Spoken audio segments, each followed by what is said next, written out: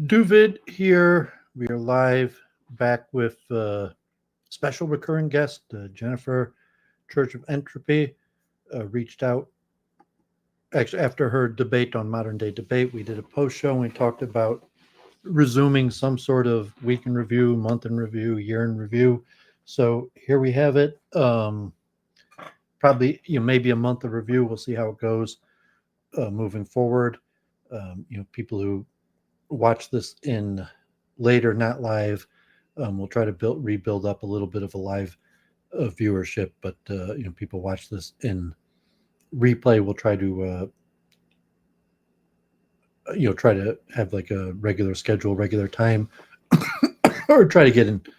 We'll talk about that. So, you got Jennifer here. You want to say anything or introduce the return of week in review or month in review? Hi, everyone. Welcome to the show. It's great to be here.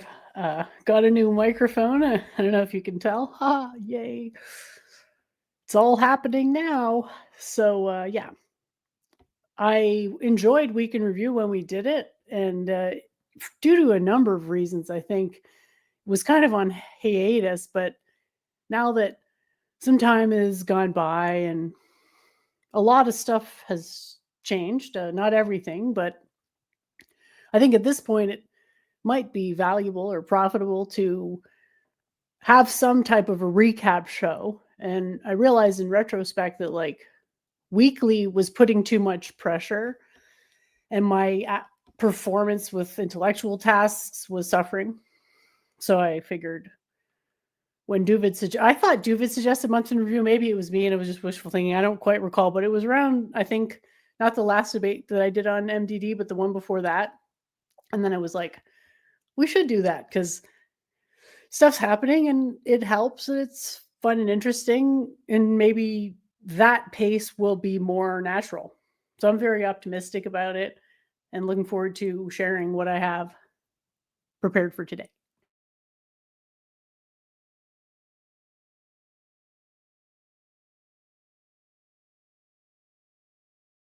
Okay, yeah. Yeah, it'd be good to return to some research. Like I didn't mind like my regular streaming, which was just me reading articles, or I still kept Week in Review on my own going for I think over a year. I think I kept it going over a year, and it was only because I started working in the local public schools that I stopped doing it because I was worried about people teaching it's a lot of trust for people to trust you to teach their kids, and that someone might see me on the internet saying something, and um but I did enjoy just the regular week in review where I went over some interesting things for the week. At that point I was doing a regular Israel war update and then my various research in various topics like um yeah, good to see a few people in the chat here. I'll put the link in the chat also if at some point people want to join in or do an update. Um, but yeah, I for my research, I needed so much information, and reading articles was a good way for memorization or just to kind of have that encyclopedic on the tip of my uh, memory. Uh, Information. I might go back to doing that, and maybe later I'll go over the type papers and stuff that I have, or even read a few papers. Um, but week in review didn't have to be like 5 hours, and sometimes me and Jennifer talk for hours. But the key thing was the research. Although there was also trying to break into micro streaming, networking, and I also had the difficulty of being a dissident Jew, somewhat failing in my Judaism where originally I created my YouTube channel to promote Judaism, and now I'm a big critic, especially of Israel, the war, God forbid, the genocide, or these various things. And it didn't make sense to me to just keep on streaming to bash Israel when most of the people listening to me were, generally critics of Judaism in general. So there were multiple reasons I stopped doing the weekly streaming. But I would like to return to it. I'd even like to return to the other stuff I was doing, which was mostly reading in terms of the science, the philosophy of science, and the metaphysics. But just in terms of the cooperation with me and Jennifer, we have quite a bit of overlap, the love of debate, an interest in consciousness, and Hinduism, spirituality, and various factors. And even once we stopped streaming, we had been talking about collaborating on authoring a book, which we might talk about more. And we had even had multiple projects. So, apologize if I haven't been streaming for a while. It's, lose practice of speaking clearly. But yeah, I'll toss it back to Jennifer, and then maybe we'll try to structure what we're going to do. Well, that's a good way to learn the value of something, is to take a break from it. If to realize that speech gets mumbly, or to realize that taking a sabbatical is a time-honored tradition for a reason. So yeah, everyone in the chat, hi, nice to see you. Audio check. Yeah, and I still do. Just want to confirm my sound all right. So if there's any issues, I saw a stream I lately. Like, I just want to say one thing real quick. Like, I saw the stream lately, and I was like, I can't even watch it, even though it's a topic I'm interested in, because the one guy's had reverb on his mic. Yeah, well, I'm saying I didn't disappear. Like, I still have Discord or social media, or appear in Twitter, X Spaces. I've still been doing my research, but just like a weekly show. For a while, it's a lot of work. It's a lot of effort, and you kind of get your ego attached to it and your viewership. And I kind of put it like, if I was getting under 100 views, I never quite went under 100 views. So it was more my getting a job with the Detroit Public Schools. But we'll see, what comes in the future, and also like, feedback. In the networking, it's difficult these days, like a toxic environment. The nature has changed. Like, if you really want to be into streaming, often you have to be on multiple platforms at the same time. There's a lot of self-promotion involved that I don't particularly enjoy. And the overall algorithm or incentive structure for influencers is something that I don't particularly want to get involved with. And so that's somewhat... Yeah, because most of those people are utter garbage. But you and I, we're awesome, No, I would never improving the world one stream at a time through our intellectual discussions. Yeah, I would never use the word garbage to refer to people. And I just say the incentive structure, or if there's criticism of their behavior from a recommended behavior. But I would never call someone garbage people. Or in fact, it bothers me, even like Destiny or people who use that language. Usually I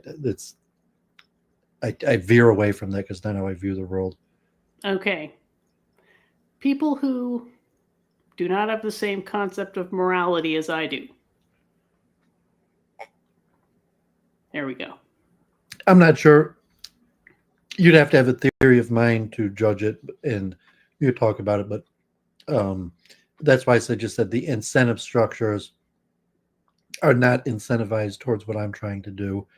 And it does not necessarily require me to pass judgment on the main target. Or, well, if some people are constantly trying to sabotage stuff, then it's not really passing judgment to just mention it.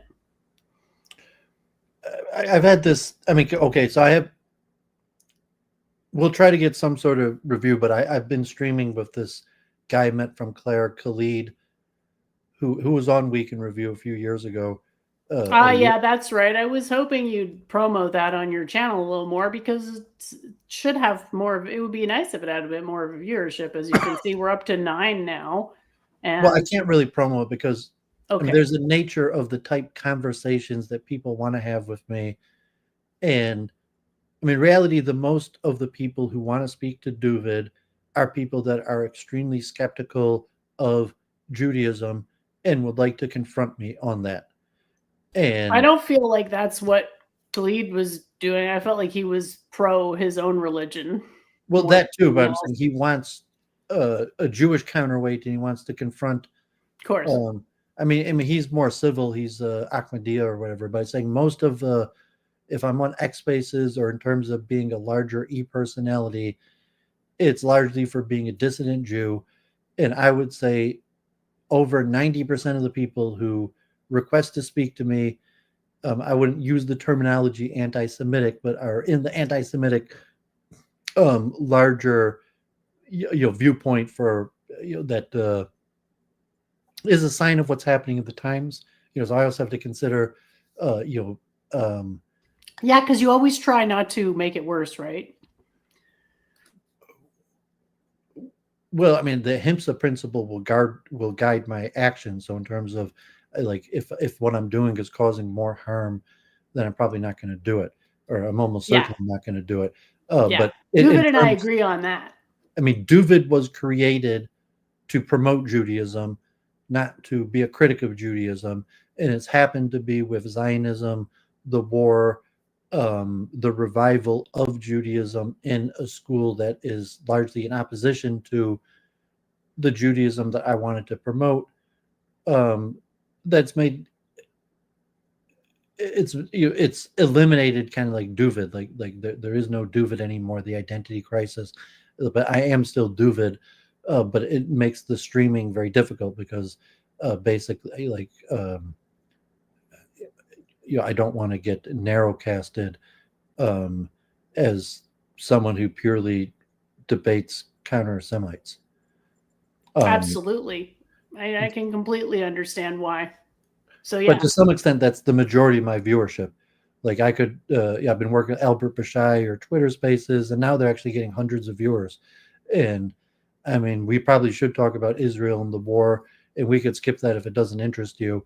But yeah, it really doesn't, because to me, on the balance of harm and non-harm, I'm not the person to carry the conversation forward. It's not my area of expertise. And part of my whole mission here, like one of the things Doooovid was advising me to do as a mentor was like get a couple of one-liners that sort of describe what you're doing. And one of my things now that sort of comes to mind is don't make a habit of straying outside of your domain of expertise. Like know what your expertise is and stick to it, and then be more effective that way. Well, yeah, I mean, but Judaism is my domain of expertise, and at this point, it's the area where I'm most needed. However, most Jews think where I'm needed is the opposite of what I'm doing. So my perception of what I'm needed to do is the exact opposite of the majority of what most Jews would want me to do. So, but that level, like, I mean, I have interest in all these other topics, but like relatively Judaism and chess are my main areas of expertise. And Judaism has extremely, like chess also, we'll talk about that because that's becoming much more popular and in demand. But it presumably when Week in Review was just me, it became much more Judaic centric, and I spent almost an hour on average every week just talking about the war. And so we'll have to see how that goes, because I assume there's a lot of demand for my analysis of the war and what's going on with Israel and anti-Semitism or that, but it may not be the greatest topic if we're doing Week in Review with Jennifer, because that's not necessarily one of the areas of our overlap. So just put it out there. I'm not going to talk, maybe if there's guests or people grab the link or something, but I'm not going to talk that much about Israel or Judaism tonight.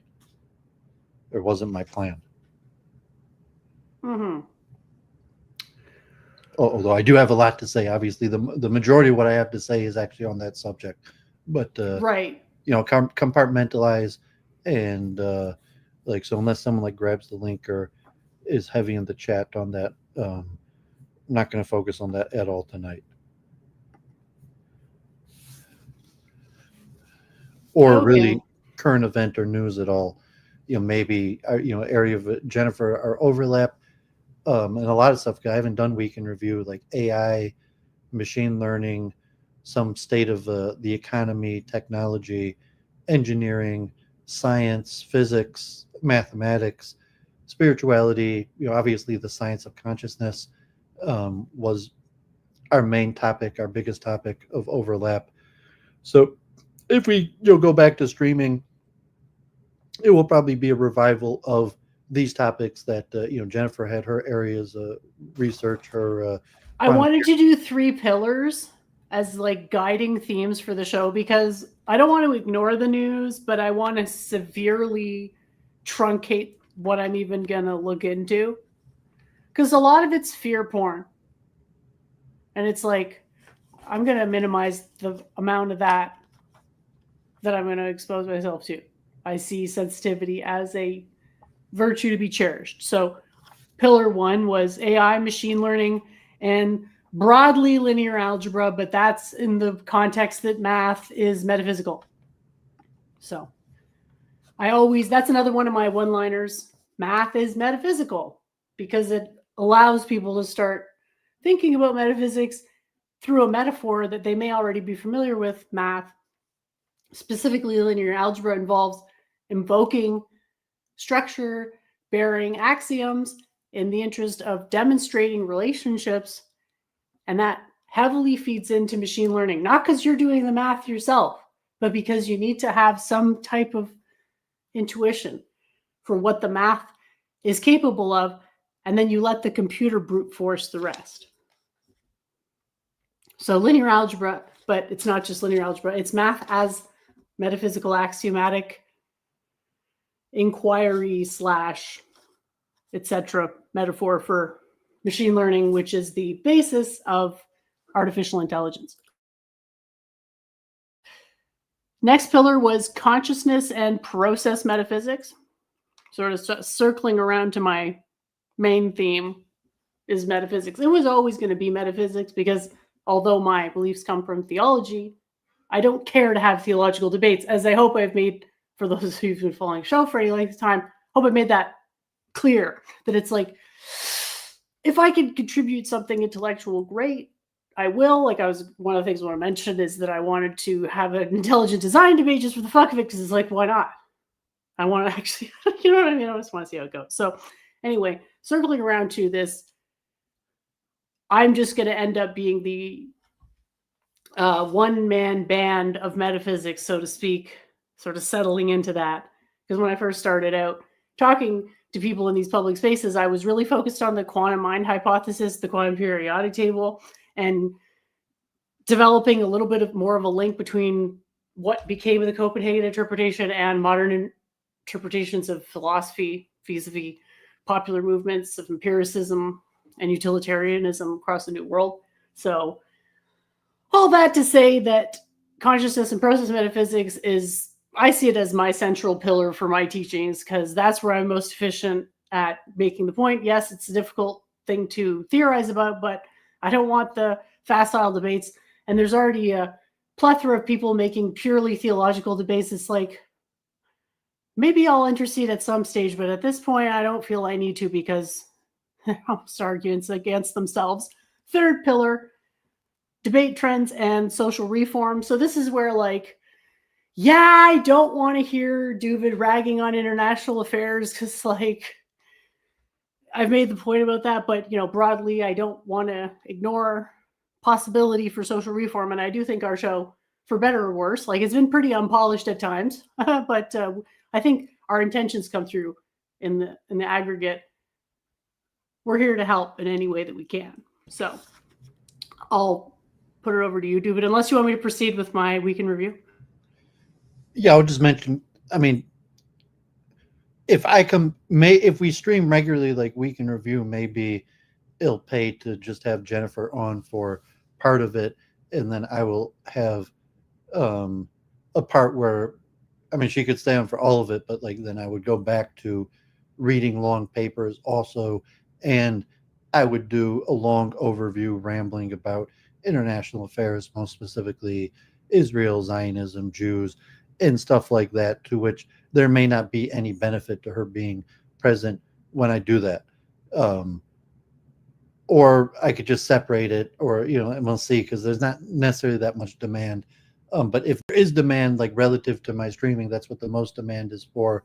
But I haven't really wanted to put myself out there that much to do that, even though that's what maybe the most demand is. And it'd probably be more like service. Like I would more likely do it if I felt I was doing a productive service, or, something within the ahimsa principle. So Week in Review will probably be more like the Week in Review when it was on her channel, and the topics were more our areas of overlap, unless there was a guest or like Superchat or someone some active reason to talk about it. Like I did, I mentioned I did still stream some of those trade shows, like the direction of technology and other things like that do interest me a lot. But like we'll see. Like if maybe I'll do like a Ask the Rabbi or pardon me, or an AMA.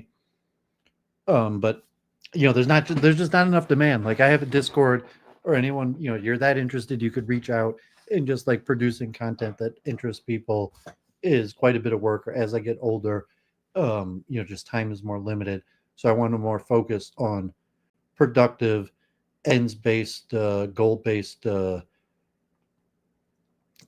behaviors, activities, and most of that is research-based. The type things we talked about, and hopefully it'll be more goal driven, with the specific goal of producing literature, books, or some form of content than other than just rambling online about it. And the rambling online was somewhat just sharing the research, but at this point we've been researching for quite a long time, decades, and it's time to put forward some results.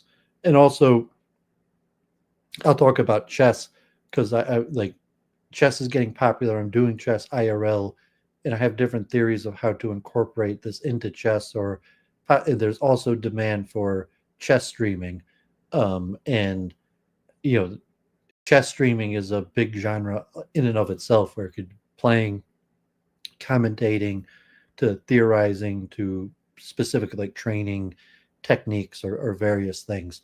But I did want to talk. I think I even named this chess in the self-improvement process, because I wanted to orient like Week in Review, Month in Review, in a self-improvement theme. And I'm actually thinking in the Metro Detroit area of trying to partner up or go try to open up like chess self-improvement shops that would be not like Andrew Tate's War Room, but more generic to like various forms of self-improvement. So I mean, it's still working on a bunch of things. And then we're going to move into me and Jennifer over the last year did speak quite a few times, and made some progress towards writing a book, like even like maybe of draft, even as much as like 50 to 100 pages of draft material. So we'll talk about that quite a bit. So I know Jennifer, I mean, she might just want to review what she's up to, or then there's also if she wanted to do some content review, specifically some of what's been happening on modern day debate. So, like modern day debate, the debate circuits. I like debate. Like I would do the research. I would get involved in almost any debate on a topic that interests me, including theology, metaphysics. But there's very rarely people that have expertise or care about those topics for debate, or that know enough about it to have a debate. So usually, like the debate topics are the popular, repetitive ones, like evolution, atheism, socialism, Jews. But like the theological circuit around Christianity, Adam Green type stuff is also like one of my big topics. Like, yeah, like I would definitely be up for debates on that. And even things that I don't know much about, I research, like machine lies or various people. It was just too much work. The networking, I didn't have it successful, but anyone who wants to debate, like I like doing research. I like debating. I would debate on almost any topic, intellectual topic that, has some interest or value. But with that, we'll let Jennifer. I mean, I guess we streamed a month ago. We did a year in a review, which almost a year ago. So, and then the last time we streamed was just the post debate show. And we got 250 viewers for that. So I think that's not bad considering there was a huge break. It means that, we may not have had that many live viewers, but overall people checked it out. But that was a post show on MDD that you I know, but we didn't have that many live viewers. We got a lot of those viewers, the people that were subbed to the channel and came and, oh yeah, I'll check this out. Okay. You can look at the stats. It might actually be interesting. It might be worth it to look at the stats on that video. Like what's, for example, the average watch time. But yeah, as for my weekend review, just an overview. We did a Gearin review last year, and the month ago we streamed that was just a post debate stream. So I guess you might as well do a full Gearin review, because the last time you said something was almost a year ago. What do you mean the last time I said something? Because the last time we streamed, we were only talking about the debate. It wasn't a weekend review. You didn't really right. give an update on anything. Okay. I was thinking we'd do a year in review at the end of December, though. I mean, shouldn't we do that? I'm just saying, to whatever update you're going to give to whoever watching my channel probably has not followed anything that you've done for since January, besides that maybe you appeared on Modern Day Debate. So anyone who watches my content or knows you from my channel, to say what you've been up to in the last 10 months, and maybe we'll do a year in review next month, but just some basic information that people watching might want to know, like what you've been up to over the last year. Okay, cool. Yeah, well, I've been getting or some sort of like past, like no thanks, I don't want to share any information. No, I don't mind sharing information. I'm put on the spot a little bit, but the background is Doooovid and I did a weekly show for, I don't know, I want to say 4 years, but I didn't actually count it. Do you know offhand? We could look it up.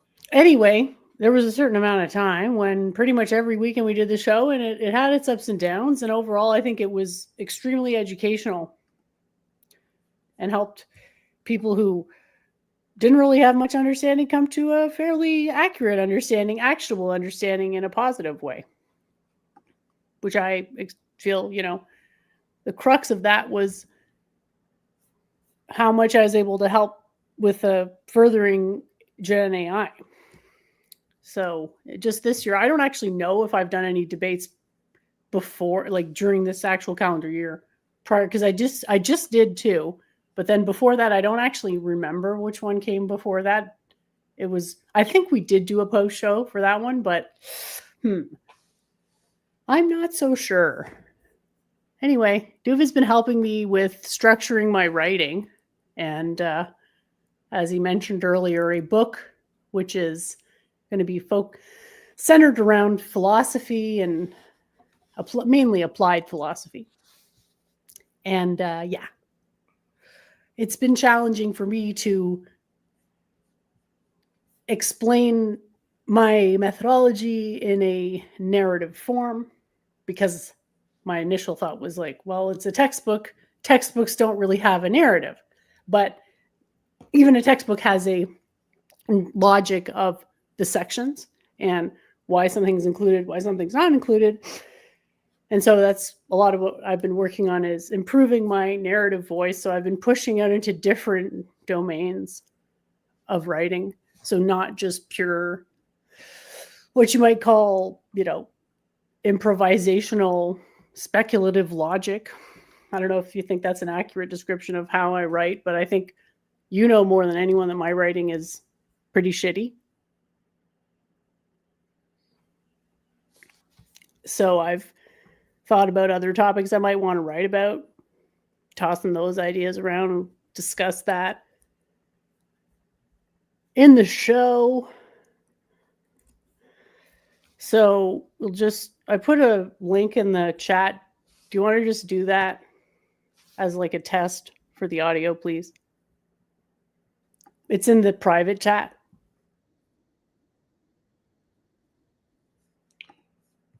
No,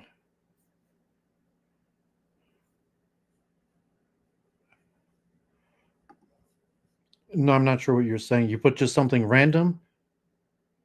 I put a YouTube link in the private chat. Oh, and I'm scared that it might be copyright, because okay, never mind. Protected. So yeah, I mean, Jennifer wants to review. Was it Modern Day Debate? Yeah, I was gonna play a couple parts of that The debate topics were, is feminism making dating worse, and are women not held accountable today? In which, was not the Dutton debate? Yeah, I also wanted to go over the Dutton debate. What I shared, that's not the Dutton debate. Don't worry about that. I think we can play the stuff from modern day debate. You don't know? I know for a fact that we can because I asked them. They said that they don't want you to just replay the debate on your channel, but if you are adding commentary, then they want you to do that. Okay, I mean that's general law, but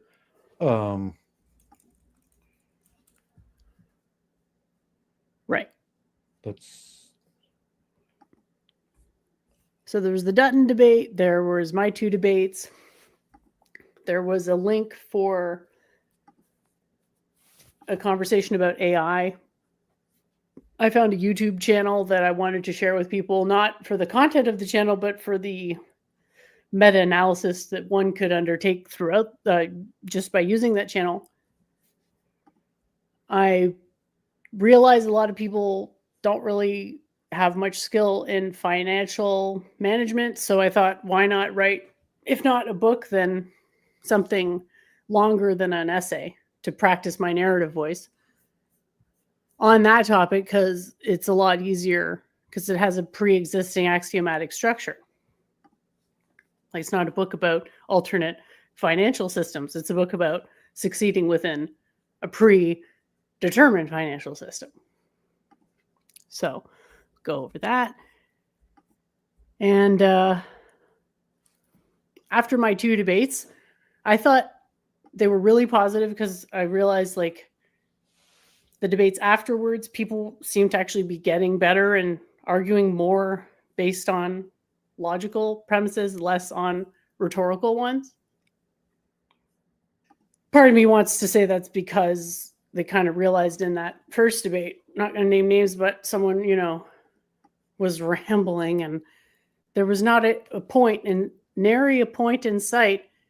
And it's tiresome to listen to, like, just rambling nonsense that is obviously ideologically motivated. So it was nice to see debates happen in the near future after the one I did on modern day debate, where people were making sharp points and actually having insightful exchanges rather than like, well, what do you mean by that? Or like, I realized, and I didn't realize at the time, the one debate I had was like, the level of hypothetical was like, well, it was basically a no true Scotsman fallacy.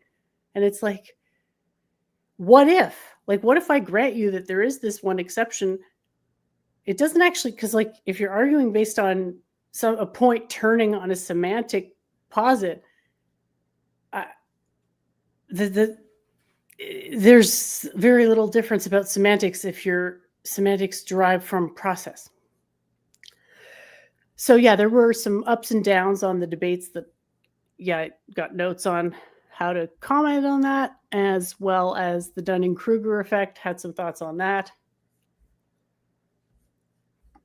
And wrapping it up with the challenge of modern intellectualism. If you want to go into the debate, we can start that. When you actually had timestamps of things you wanted to play from this Dutton debate, this was a long time ago, and like I did actually super chat Dutton to challenge him to a debate on evolution, but it didn't play out. And part of what I mentioned on the post modern day debate stream was the change in the incentive structures and monetization, specifically modern day debate, but across the board, where the key metric is audience size, and that's for monetization. And so you basically everybody, the pecking order is based on audience size, even in the debate culture. And so basically you have celebrity debate, and it's changed the nature. If you look like the John Mersheimer, the realism school, that there is no higher authority that you could appeal to, and in debate, there is no real higher authority you could appeal to. So the people that are organizing do it however they want, and mostly that's the profit monetization model that now is overlapped with like the manosphere and influencer celebrity debate. So like the Dutton made by Jim Bob, or so none of these are high quality debates in a technical sense. None of them really follow clear logic. Most of it's more and more pathos, interpersonal. I really don't think they would agree with you, because I think they would both say they're using logic. They're both using the Socratic method in different ways. More in talking past each other. So very rarely, I mean, like logic is always used in some venue, and just say that there's not a traditional debating structure where you understand your opponent's ideas or credence the logic behind it. There's no, it's more, you're really sophistry. And it's like that because you want the viewership, and the more viewership, the more profit. And also the overlap of fame, the decline of expertise or hard work. I mean, maybe you could also blame feminism or any, the Jews or however factor that what you see, but there's definitely been a marketable decline.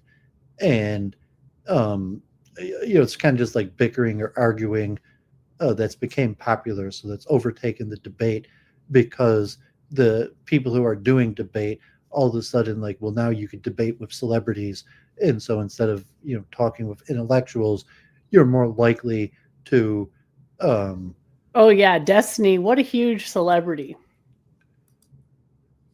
With celebrity, it's just determined by numbers.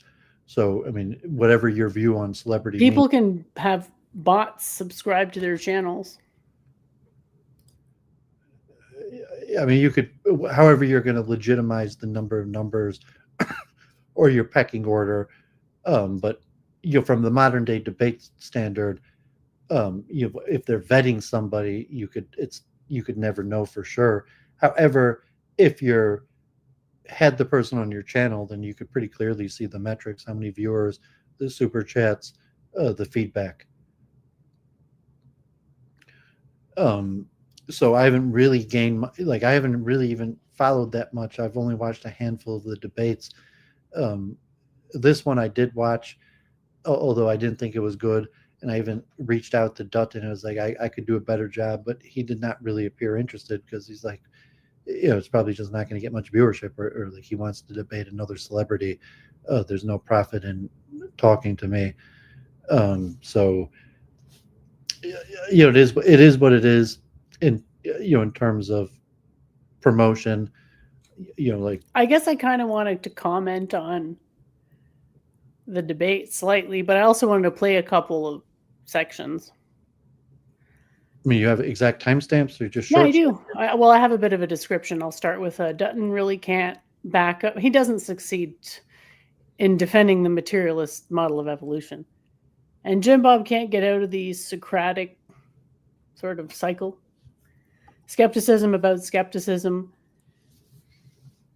If you don't ever have a point where you're skeptical about skepticism, then you're just forever in this loop of semantic regress. So then it really is what Doooovid says, and purely rhetoric, because it's just a way to sort of tire out your opponent and be like, well, you can't account for this thing that nobody ever said was important until just now. Anyway. It might be more like culture wars, where, I mean, like a leader is defined by their followers. And so whatever reason. Let's hope not. Well, I mean, I was saying it almost definitionally, leaders defined by their followers, but whatever reason, these are the personalities that have followers, and you can analyze what archetypical features of these people or why they're risen up to, have followers or leadership. But there's a factual reality to a quantifiable reality to some elements of status. So even though you can't necessarily explain fame and celebrity, you could measure it, and you could be practical, you could be blunt with your measurement of celebrity and fame. And, because celebrity and fame is real, and it can be measured, although it can't necessarily be defined and then it, be personal, because like a lot of people overestimate their celebrity and fame. Of course. So it's 44 minutes in for 34 seconds.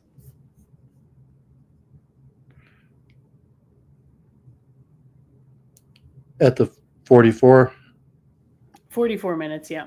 Okay, I've never done this before, but let's see if this plays. Believe that random mutation produces hyper specialized mechanisms like a liver over time, over a long period of time, right?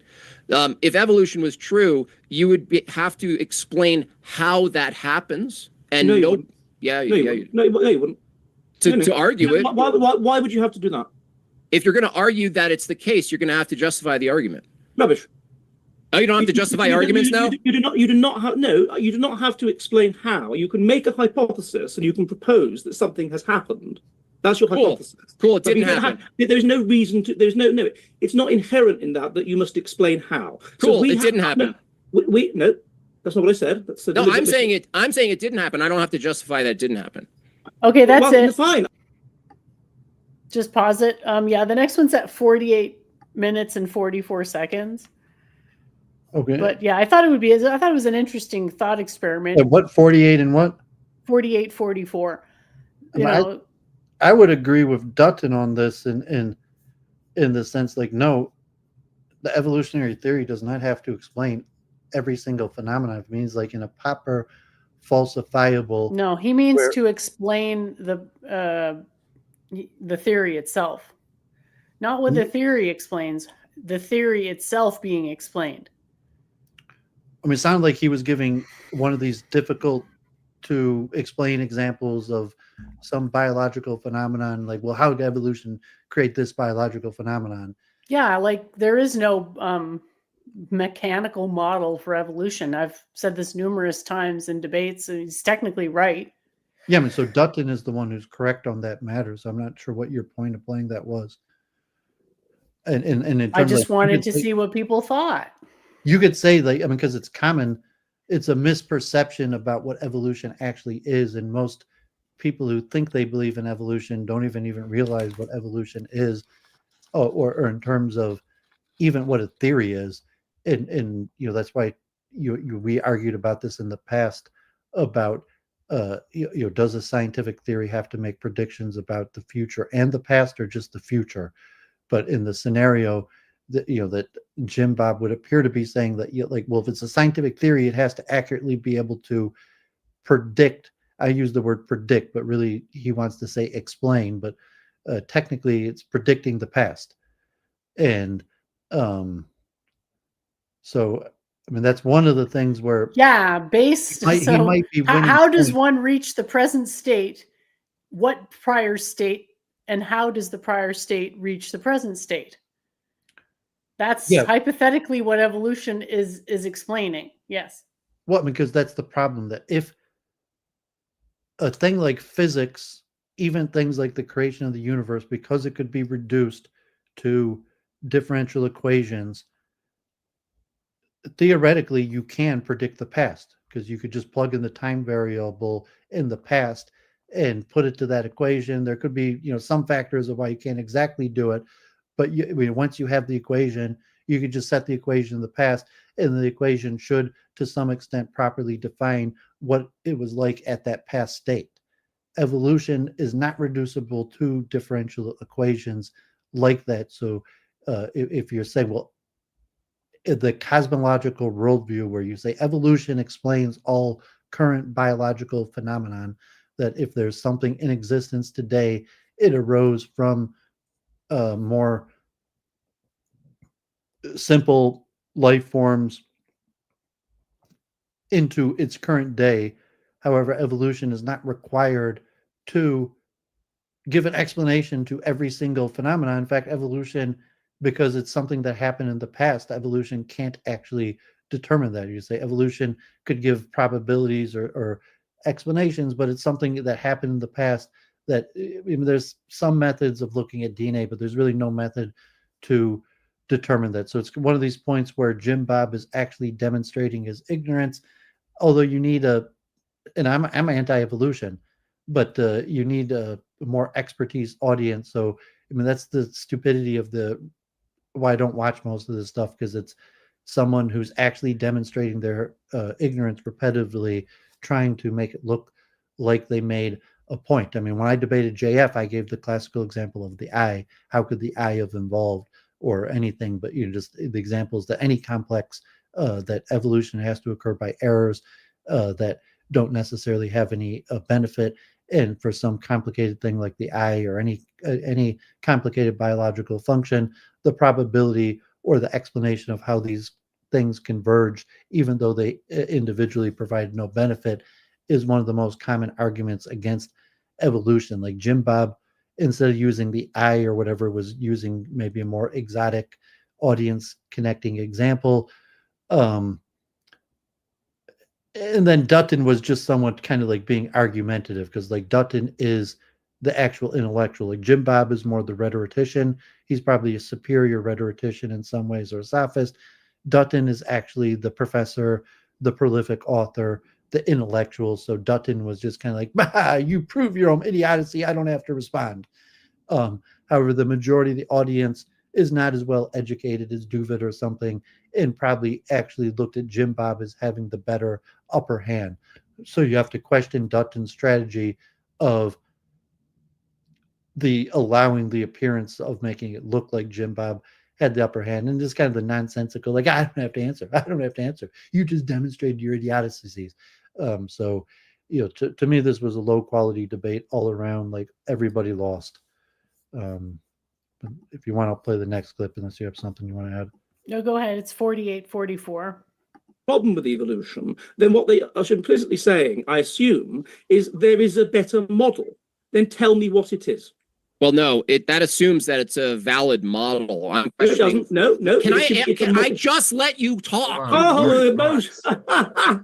One sec. Why are you so rude? Really quick. Because you're such an aggressive man. Really quick. Okay. Unbelievable, man. I just want to jump in really quick. Pardon my. Is that the next one is at 5044? Yeah, I mean, this one, I watched this in 2 speed. It was just hard to watch. Yeah, that's fair enough to me. I'm just my point is that all that science is saying, and I'm sorry if things get a bit sort of tetchy a minute ago. I didn't mean that to happen. But if all it's saying is that it's the hypothesis. When you have a hypothesis, it doesn't happen to be evolution. It can be anything. We will say this hypothesis is the most parsimonious model for explaining the available data. That is what is being proposed. Now, you can say it's a bad hypothesis. You can say there's all kinds of problems with this hypothesis. You can present all kinds of holes with it and problems with it. But then really what you're saying is it is not the best hypothesis to explain the available data. And so the legitimate question is, okay, fine, what is? And then we can compare the two hypotheses and we can say which one explains more. Okay, is it fair to say before I... He said he wanted to hear a rival theory. Yeah, but this is just like... But I don't think he does. Science 101 that's like... I mean, it was almost painful to the ears that, like, I remember the 2 speed and this was like, oh man, this is horrible. But like, yeah, I mean, I have to agree with Dutton on the majority of this, because like, there's just like academic background. Like Jim Bob might have some points, and then it's just like contentions. It's like, okay, like, I mean, just like dramatic for nothing. You're just like it was. I mean, I'm surprised you got clips from this. This is so bad. Well, one of the questions I wanted to put out there with regards to this was, is science a description, a predictive model, data as interpreted through a physical model, or something else? Because if we don't even agree what a scientific model is, or whatever, it's hard to get past that. And it would be interesting to have a debate that rises above, well, I don't have to defend the popular view, and you have no way to go against it, and so we're just going to both dig our heels in. And I can, I'm sympathetic to Doooovid's irritation. I personally find it chuckle worthy. So the next one is 10730. Yeah, I mean, that's just bad character. to find it funny. Humans. How do you do that? I want to give This Ed a is- chance to respond. But no, my dear friend, if you're going to talk about bad faith, what you seem to do is focus on the semantics of words. And you think that it's a great victory if you've caught someone out with regard to some slight, and you do seem to see things in terms of victory and defeat, which is peculiar to me. I evolved to do that. Why are you I confused? was under the impression that I was talking, and it was terribly, terribly rude and un-British to interrupt. I evolved to interrupt. Goodness Okay, me, all right, goodness forgive me, me, I gentlemen. can't I believe, just- goodness I me, just want to. goodness me, I can't believe you're American. It is irrelevant what these slight nuances of words mean and whether one person can define, I don't know, flocky knocky helipilification slightly better than somebody else. It doesn't matter. Take You're picking up composite. on very, very minor things. That's another thing that, another question I want to put out there. Do definitions matter? To what extent do definitions matter? Because there is an answer to that question, and it's not a domain independent fact. It's a method of making reasonable assertions and presumptions. So my last one was, you don't have to play it, but Dutton said he was thought he was going to get justification for an alternative and better view than evolution. And it's like, I want that to be true, but it feels like it's not true. So yeah, my debate, I couldn't get a reply to my central thesis. Was there something else from this you wanted me to play? No, we're good. I think that's all for that one. Was there another debate that you had clips from? I'll check here. Well, they're me. Did You you want want to play? clips from your debate? Yeah, it's just me answering questions, and Which one is that? I just messaged it to you in the private chat.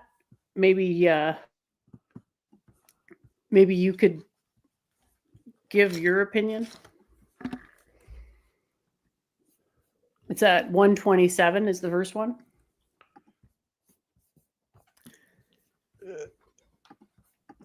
Is it 1 hour 27 minutes? That's right. Yeah, just mention on the Dutton point. Yeah, I mean the common debate strategy is to find someone in a contradiction. And the most easy way to find someone in a contradiction is the commensurability of terms. And I mean, it's actually part of the philosophy of science, incommensurability, that Kuhn and scientific theories are incommensurable, but generally word usages are incommensurable. And like a Judaic thing, like, because common, like, oh, you're a hypocrite, like, it's that's commonly one of my defenses, is like, so what's the big deal? Hypocrisy is not that big of a deal.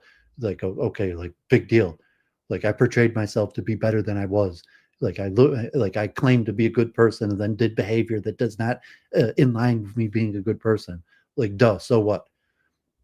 But like rhetorically, often it's like a dun dun dun, like, I showed he's a hypocrite, I showed he contradicted himself.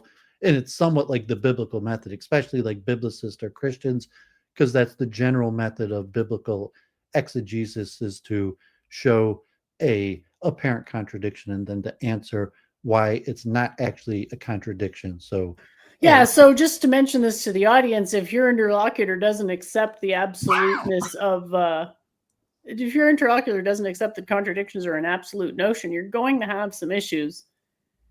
and You there's can't also debate outside of that framework. I never use that framework because, to me, if a word has a contradictory definition, it's not even clear that that is itself a well-defined notion, because the whole thing turns on whether a proposition is well-defined. And I'm not about to subscribe to that kind of a worldview because it doesn't really jive with how I already understand things. so the problem is it's more about genres of influencers than worldviews, and it's not even clear what the worldview is or the debate or who has what's worldviews, because the incentive structures of the influencer, entertainment, financial incentives overlap anything about philosophy, debate, or worldview. And so you have these extremely popular genres that, whatever reason, large amounts of people tune into, like the manosphere, dating talk, that have some overlap with the debate world. and then also like Destiny type or people with big platforms, especially in politics. In like in the West, the main reason why debate is popular at all among the masses is because of politics and voting. But this idea of exposing somebody that, basically, I mean, it's part of like conspiratorial thinking, but also just electoral politics where one side wins and one side loses. And so you want to publicly expose somebody. Like, haha, you contradicted yourself, bucko, that kind of thing. Well, it has a purpose, and the purpose is that, like, look how bad these people are. So in the next election, don't vote for their side, vote for my side, which is the general overall tone in most American debate. Because like eventually, like, who cares? What does it matter whether you won the debate? Well, it matters because there's going to be an election, and it, who wins, and then elections have consequences in terms of the culture war or power. And to me, I don't really buy that democratic process of like American debate, but it's changed the nature of the debate. And because elections are somewhat like popularity contests, one of the best ways to defeat someone in an election is to expose them so that they're no longer popular. So it's not necessarily about their credentials and so large streamers like Jim Bob, Destiny, Andrew Wilson, maybe even the majority of Fresh and Fit, that's what they do. Candace Owens, even Tucker Carlson, even mainstream news, they expose people. They interview people that for some reason people find popular, with the goal of showing like, well, they're really idiots, and anyone who's watching this person's an idiot too. So that's the Jim Bob, Andrew Wilson rhetorical style. Kind of, it's an adaptation of Jay Dyer's tactics, like Andrew Wilson and Jim Bob, because Jay Dyer was at least a legitimate intellectual with like a PhD and an author, and has libraries of knowledge, as where Andrew Wilson and Jim Bob are not legitimate scholars. They're more rhetoricians. They might be better rhetoricians or debaters, but they're not actually legitimate intellectuals like Dutton or Dyer, and rely almost exclusively on rhetoric. So like if Dutton loses the debate or has a bad night, at least he could he just had a bad night. He's still an author, he's still a professor, he still has his his canon of work, as opposed to a streamer like Jim Bob or Andrew Wilson. One bad performance could lead to their downfall, and like their eventual no longer in the streaming or case. And it's purely based on rhetoric. And once they have an audience, it's kind of like the Destiny, where you have your they call it like your arc, your community arc, and you have followers that are more consider themselves in a movement or something on the cultural war, where the streamers are the warriors at the forefront of the battle in the culture war. And that's in terms of the audience. So me and Jennifer, as more teachers and intellectuals, we have some following. Like, I appreciate we got a minion here, 12 people. Appreciate everybody watching. Oh yeah. But we're not like leaders in the culture war that have thousands of people that are basically looking for us to defeat their opponents, their perceived opponents.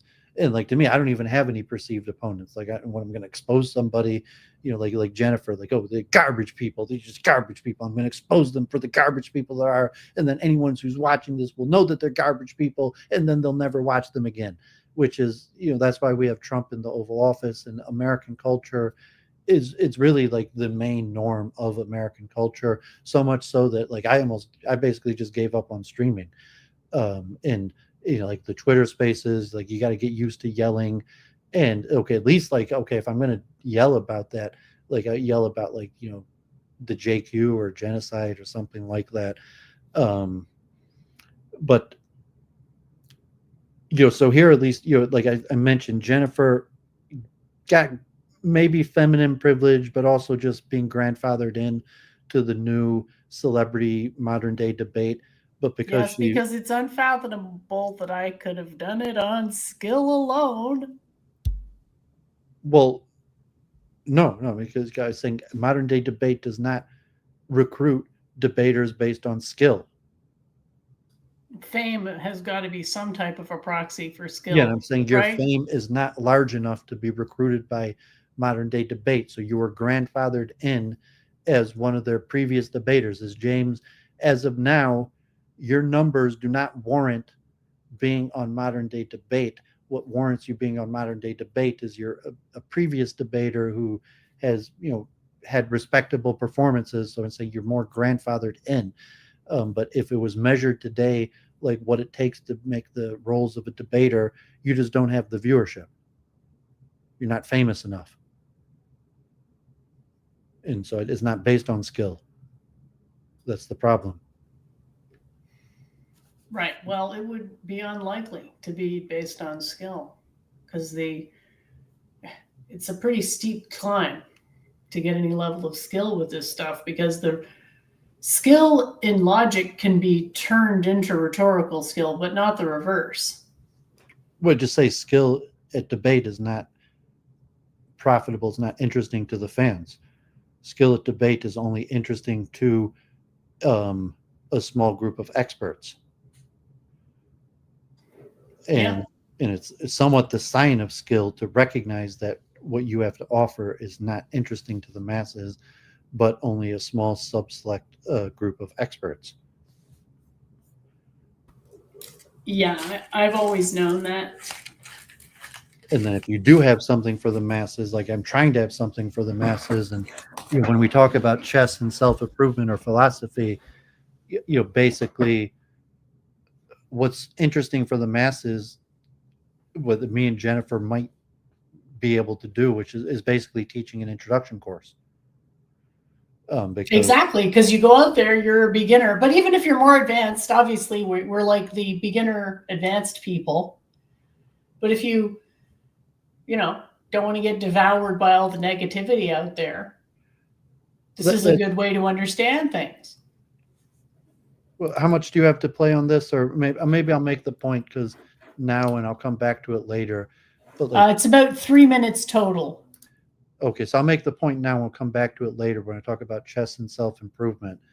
But like reality is, it takes 2 to 3 years to become what is in essence a pretty bad chess player, but just like like a rating wise of like 1100. It takes quite a bit of effort, and even 1100 at chess is like relatively really bad, and like half of all chess players are lower than 600.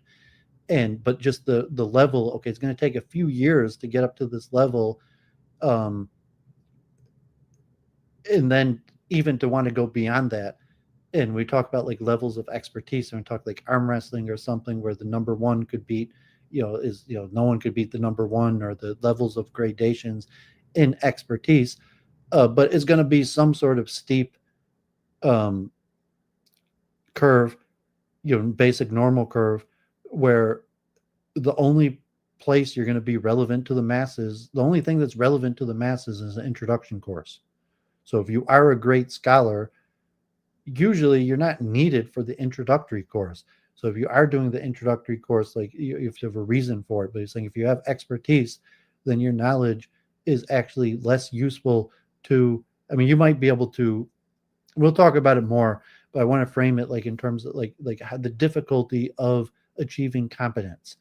And then someone who has achieved expertise in mastery, what is your role in now, like with the chess boom, obviously, like, because there's all sorts of people that want to want to reach the beginning realms at chess. There's very few people that want elite training at chess.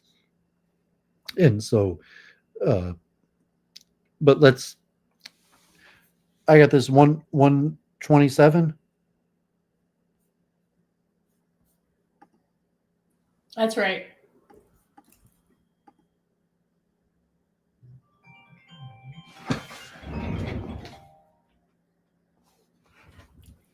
I don't think it's coming through. On your blog a prank? If they are not, do appreciate it. Basil Problem, he's a real nasty guy, but we put up with him. He says, Jen, are the posts on your blog a prank? If they are not, please explain what process relational consciousness is. We'll give you a chance. Will you define this term for us, Jen? Right. So most people hear consciousness and they think the little light that turns on when you wake up in the morning. So this is a philosophical understanding of consciousness. So we're basically starting from the position of like what comes first from our own experience, and we can't get underneath our own experience. So we presuppose that the mind is fundamental, and we have to look at basically what is philosophy about. It's about a lot of different things, but one of those things is the general relationship between, the relationship between general and particular. So you want to be able to understand how those things work out and have knowledge relationships that are fruitful. And you can have different general models. Substance dualism is the one that's really popular in the West right now. Most people don't know it by that name, but you can look this up and chat GPT or the like, and you'll see sort of like, oh, this is how a lot of ideas are framed. In my worldview, we see the issues with framing abstract concepts in a conventional sense. So we break things down to semantic primitives, and the semantic primitive that we kind of decided on for this ultimately mentalist worldview is a process. So consciousness is, you can think of it as the very most basic process that there is, or the ground of process, if you want to think of things as originating with some fundamental principles and then growing from there. Or just a permanent motion. So it isn't a joke, but it's meant to be kind of like jokey, because just where people are at, they're not really going to necessarily respond to something really academic. So I'm trying to put stuff out there that people will respond to and just get them asking little questions that eventually put them on a path of appreciating philosophy. Thanks for giving me the chance to answer that question. This one from Basil No, Problem. that's it. Got that said. Counterpoints is.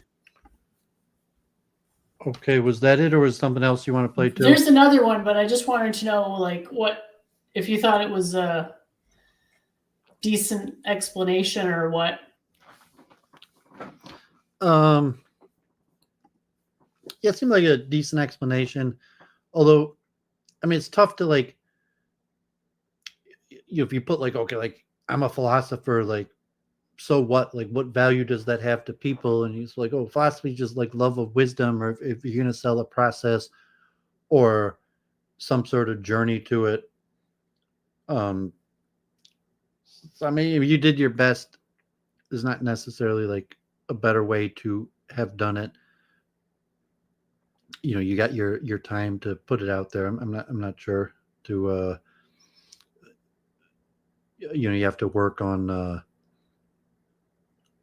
a pitch, or you know, just rambling some, you know, basic information, but you know, to try to portray yourself as in like a box that might not actually fit the box that you're putting you into. Like, you know, are you really a philosopher or trying to teach people philosophy? Is that actually accurate?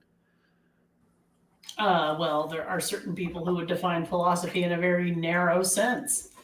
So, I mean, so you hit the Greeks in the sense that I would say that most of my teachings are rooted in a philosophical bent, but I'm not teaching philosophy as in like learning for me is not a substitute for going to university to study philosophy, for example. but you're not teaching the Greeks, so in some sense, like philosophy. Well, I touch on the Greeks because of the Socratic method. It's not nothing in my worldview. Yeah, I mean, so you have to. Like, I could argue that the Socratic method does not originate with the Greeks and that it's purely Indian and whatnot, but I don't really think it pays to focus for so much on the historical aspects of it. Yes, it comes from India. No, you're not going to find something from India that's going to be saying the exact same thing. So, Yeah, but you're going to have the difficulty we've talked about many times in the past about framing Vedic concepts in Western terminology, or framing your own concepts in Western terminology, and you're saying, well, if your goal is to defeat or destroy the West, what's the purpose of framing it in Western terminology? well, my goal is not to defeat the West, right? Like, panpsychism is one word that I've used a lot.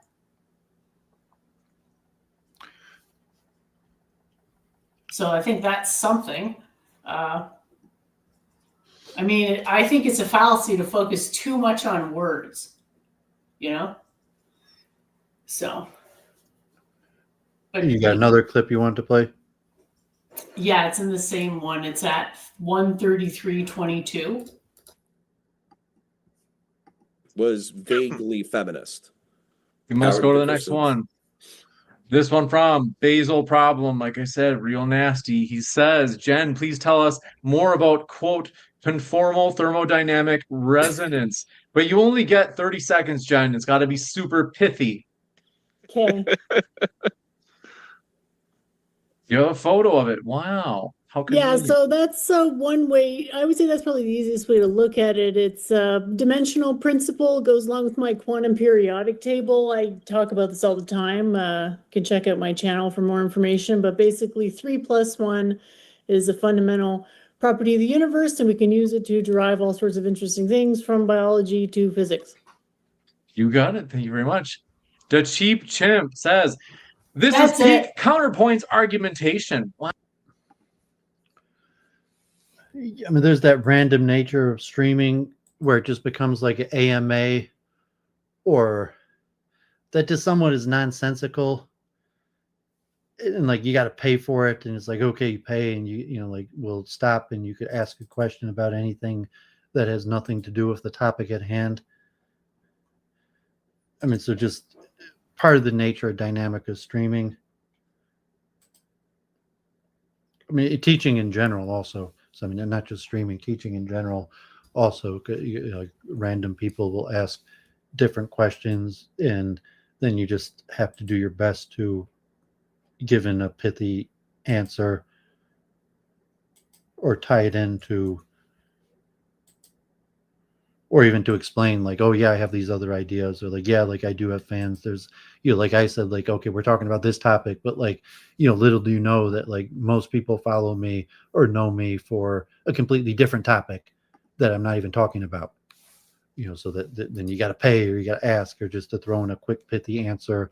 Or, you know, that's if you're an influencer, then usually that's like, you know, for more information, you know, because like the reality is people could reach out, they could join the Discord, the other streams, if they really care to learn more about these topics. But like, I mean, it's good you got questions and you had a chance to, you know, kind of just ramble off your stuff. I've got another link in the chat there. I mean, what, this is not your stuff? No, it's just one example. Okay, if it's not modern day debate or something that might be a copyright, I don't, it's a bad idea. Okay. Can you just put it on the screen? You don't have to actually play it.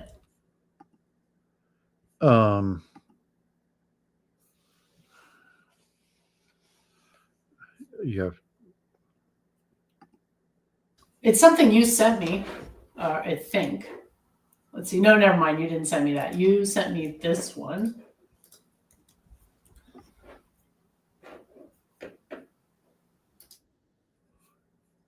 You want to just link it in the chat? I mean, I don't know if there's any. Sure. I mean, just put it in the chat. Like,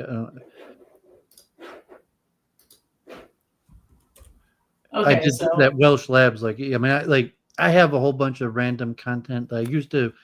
I mean, for people who liked Week in Review, especially certain areas of interest, I used to share all sorts of, you know, just links, and a lot of them were about science education, AI, and the Welsh Labs was one of them that I'd been sharing because they had really good graphics or explanations of computer chips or computer manufacturer processes. Okay, so well, the first link is. So I didn't like I didn't really prepare to share links or just. It's okay. It's just really like interesting. You can have a look at this. It's. I mean, if you want, like, I'll just do your screen share. If you got a bunch of links or something to share, you just do your screen share. Or I don't really have it. Or just put them straight into the chat so people could take the link. Yeah, I already put one into the chat there. So that's sort of like a week. it's not a very interesting topic, but it's interesting because a lot of people are talking about it. It's like, is AI going to be conscious? It's not good to look at it that way. Why would you want it to be? A lot of things there. So it's just an example of like, people are very afraid, and sure, there's cause for concern, but you're probably afraid of something that actually has a very low probability of happening, and you're going to be better served for the future, not by fretting in the present, but by developing skills that'll be useful in the future, because everyone wants to feel like they are worthwhile member of society. So new technology, especially technology that enhances intelligence, isn't going to hurt that goal. It's going to help it, because it's going to make it more obvious that there actually is no ghost in the machine. So there's like sort of two main directions that these things are going in. One is more technical, and one is more like logical technical, and the other one's more superstitious, religious, kind of like, what if the AI is conscious? So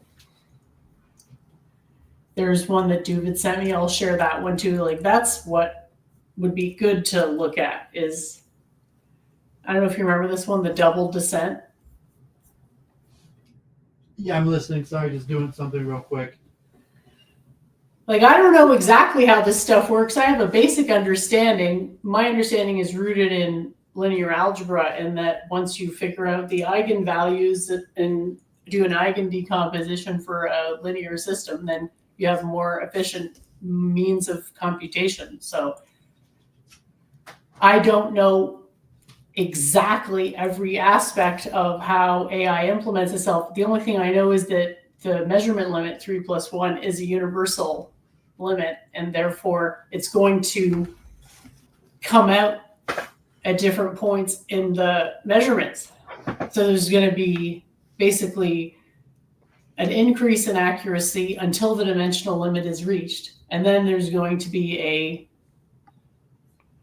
subsequent loss of potential, like what they call diminishing returns, because your systems, your LLM is already spanning the space dimensionally of the data set that it corresponds to. So that's really fascinating for me. And in time, I don't think the math will be looked at this way, because a lot of times this, I think it's a bit maybe anachronistic to want to try to hammer new discoveries into pre-existing paradigms. But if you look at the history of how calculus developed, the notation of the person who came up with it, or the people who came up with it allegedly, it's changed a lot over the years.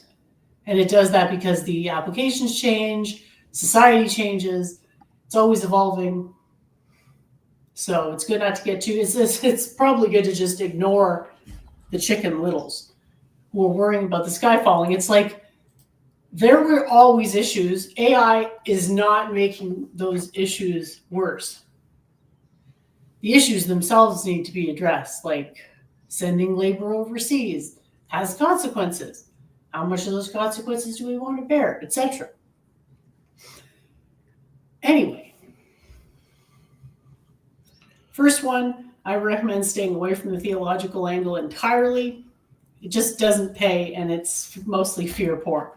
And then if you want to look at the math stuff, do so, but realize that most people that are describing this don't actually have a deep understanding of the associated technology, because the reason this stuff works is the measurement limit. That's my finding, and it takes a while to apply it. And there's no reason to believe that anybody working in high tech these days looks at things that way or is in a position to apply my teaching past your basic Gen AI.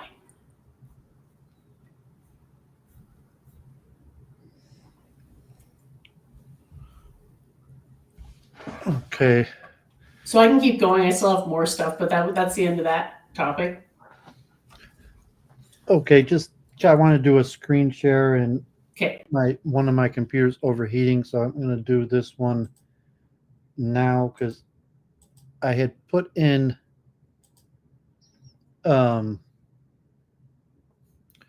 into Google AI Doooovid multiple truth hypothesis, and I was actually quite impressed, although I put it in again recently, and the answer was less good than it was the last time. But so it was able to locate to dox me. Google was able to tell who I am and just put Doooovid.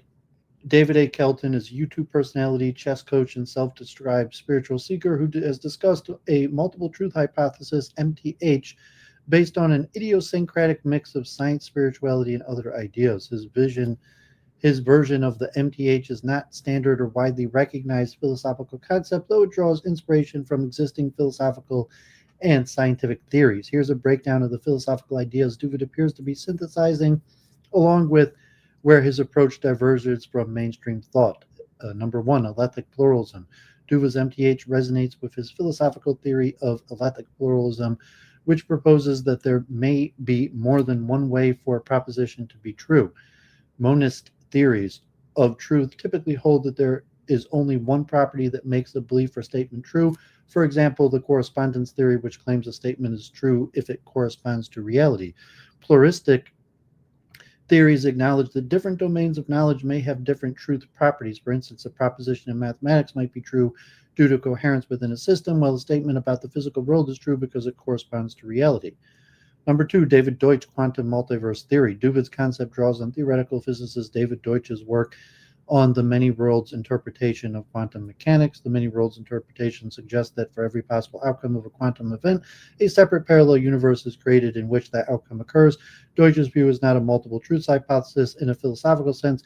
Rather, he proposes that the wave-like behavior of particles is the result of interactions with their counterparts in an infinite number of parallel universes. Doooovid seems to be reinterpreting this scientific theory metaphorically to bolster his MTH, equating the branching realities of the many worlds interpretation with the proliferation of spiritual or philosophical truths.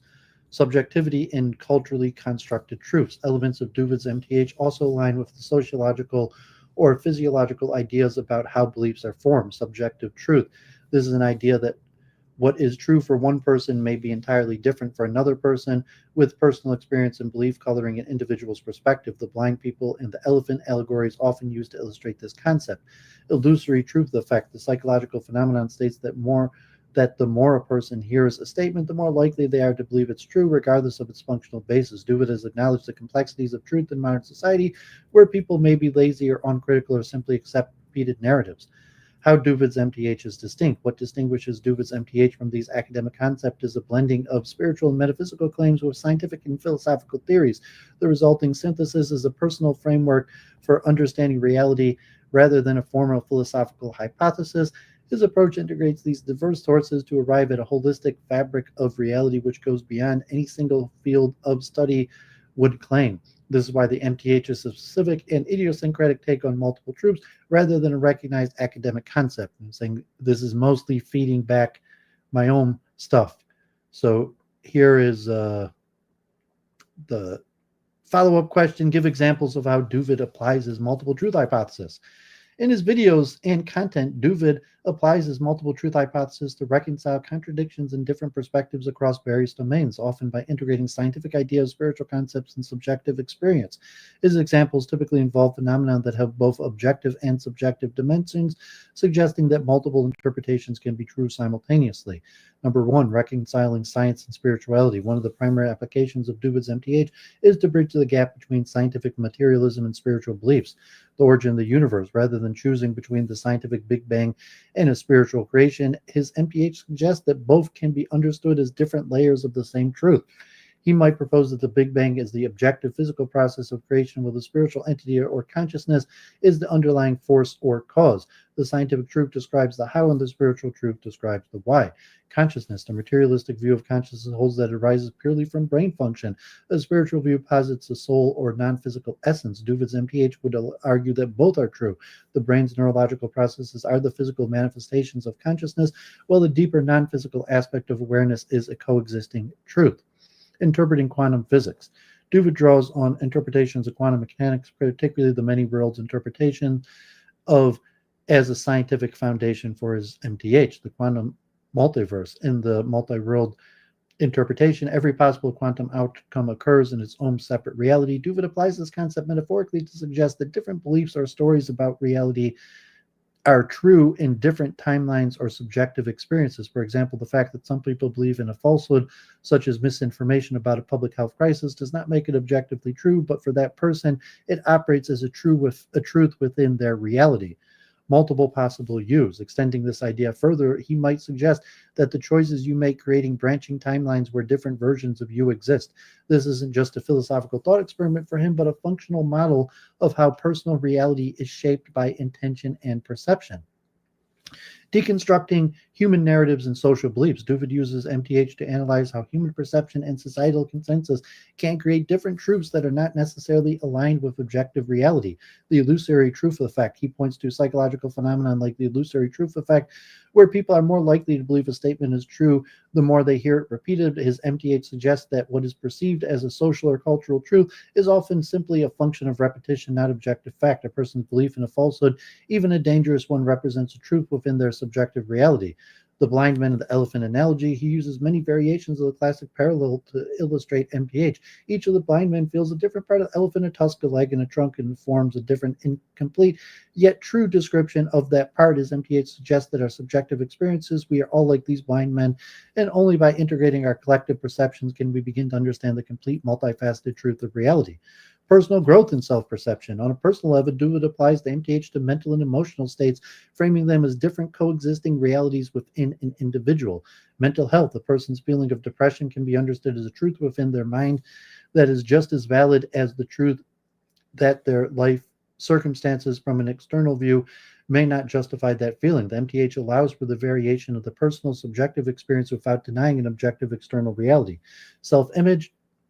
An individual who feels both successful and like an imposter can see both as genuine truths operating simultaneously within their identity. The MTH encourages holding these seemingly contradictory truths in tension rather than needing to resolve them, leading to a more nuanced view of the self.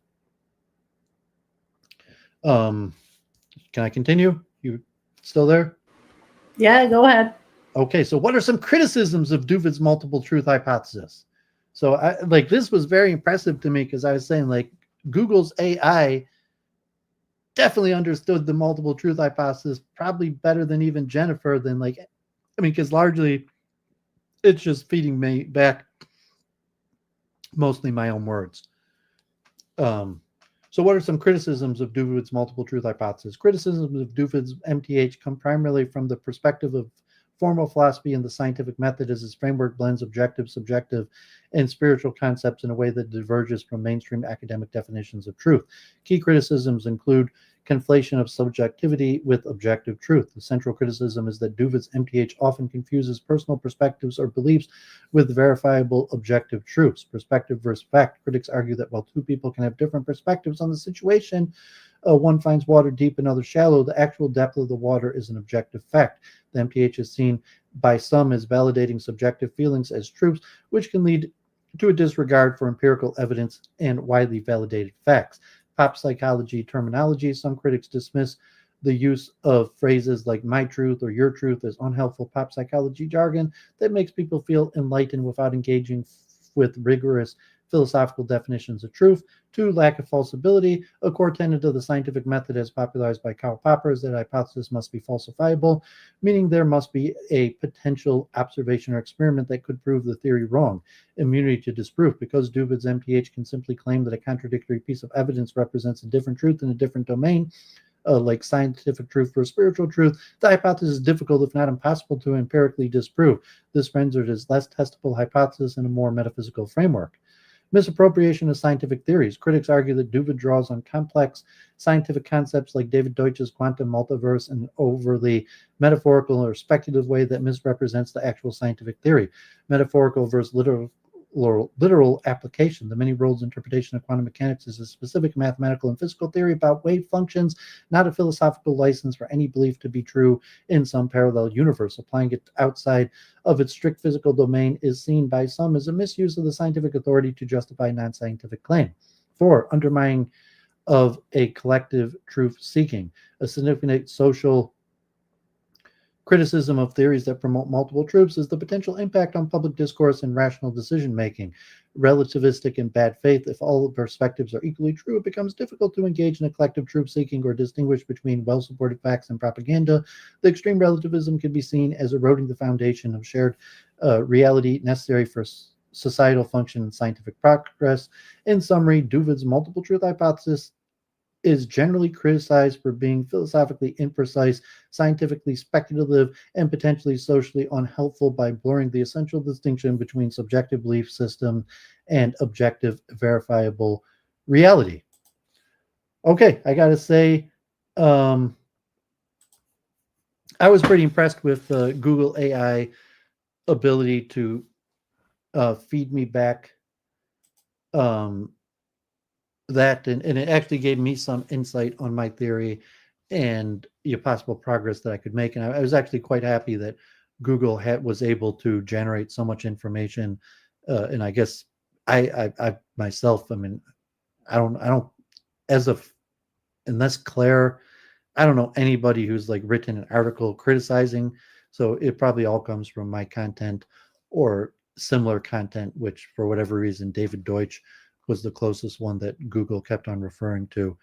I don't remember you ever referencing him in any significant amount. Ralph was a big fan of me. Like, I've read his books, and I don't, although it could be that at the end of the day that he is the most close person to. So, like, I'd have to think about that. But it's possible that philosophically that I'm saying things closest to what he's saying. Yeah, I don't know. In fact, it was You're Ralph. more general than you're pretty general. Well, I mean, David Deutsch is actually, I mean, he's famous. Like, I mean, he's also one of the fathers of quantum computing and a professor, prolific author. I mean, I have his books. I've read his books. So if it's relative to like the big names or big public names that are popular authors, it maybe makes sense. David Deutsch, although it was unnecessary. Although I like that it emphasized so much the physics, because if you're looking at Week in Review, I read a lot about physics, and the multiple truth hypothesis actually had levels of just physics and mathematics. Like, it's a versatile theory that could be useful across the board, but it could be domain specifically useful even just within the realms of physics and mathematics. Yeah, Deutsch is a physicist. And physicists don't tend to discuss philosophy very much. They can make what amount to philosophical assertions, but geez, I don't think this guy is known for that. Well, no, he's a popular author. So I mean, at some point he pivoted, like Noam Chomsky. I mean, not quite as much as Noam Chomsky, but he pivoted from physics to popular author to just pontificate, where he had proven himself over the years to his pontifications about areas. So almost like Sam Harris. No, I mean, Sam Harris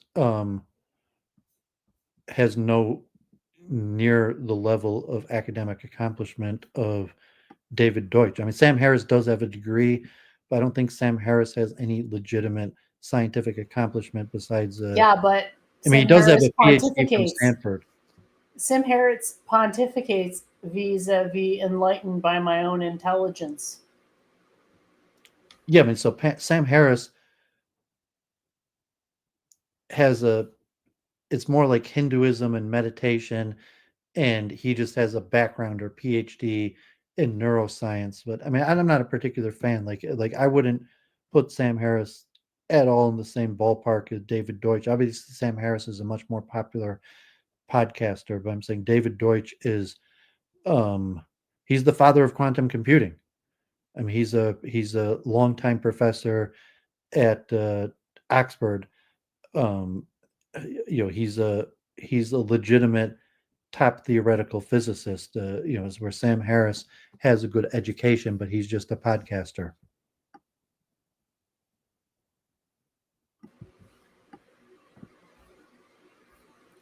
So I'm actually, like if he said if AI if it said I was more like Sam Harris, like the fact that it's okay. David Deutsch happens to be another David. He's Israeli. He's a Jew.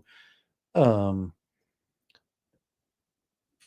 don't know, whatever. That's the AI.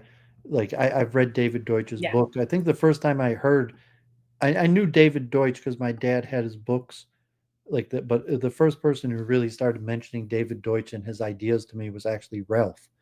And then I've read a few of it. Like I knew my dad had a few David Deutsch books, so I've read the David Deutsch books my dad has. And as I've learned more about, David Deutsch was interviewed. He's kind of pro-Israel also, so he's in a certain circuit. I think David Deutsch is actually like friends with Sam Harris or God Sod. So when God Sod was on like Joe Rogan, he was like, you got to interview David Deutsch. But enough about David Deutsch. Like you just say, okay, I'll put the fact that the AI connected me to David Deutsch. So I'll keep that in mind, because I don't think it's because I talk about David Deutsch so much that the AI connected me to it. So there's probably some larger connection between the AI's view of what I said and the AI's view of David Deutsch to put the two together. Mm-hmm.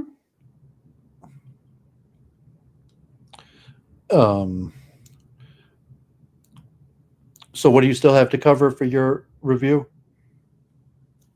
I want to, at the very least, sketch an outline for a book on finance. And I don't want it to be like a get-rich-quick scheme or anything, more like a philosophy. And so you have this outline now that you want to go over, or is you saying something you want to do? I've got an outline I'm going to go over. Basic.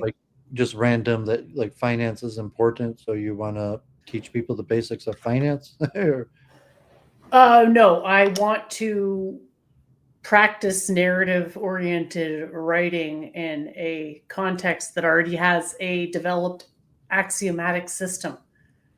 Because writing the philosophy thing has the added challenge of establishing the axiom system, justifying the axiom system, and then instantiating the axiom system. And then to put all that in a narrative, it's just not my strength. I also have some bad habits from years of typing what people were saying. This is some sort of demonstration of your philosophy through teaching basic financial literacy? Yes. It occurred to me, well, I thought about this before, but I was thinking about it more, that they don't teach about, there's no class in high school of personal finances.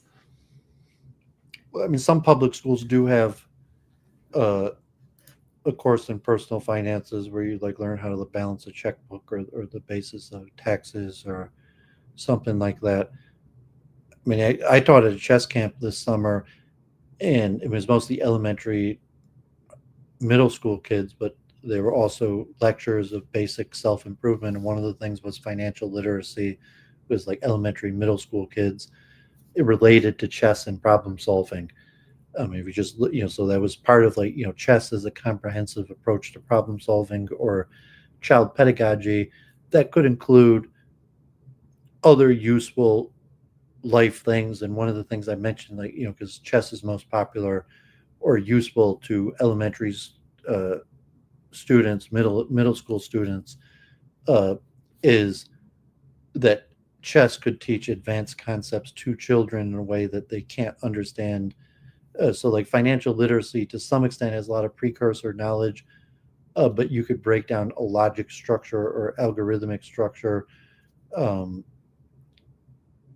it's related, like, from a chess, it's largely decision making.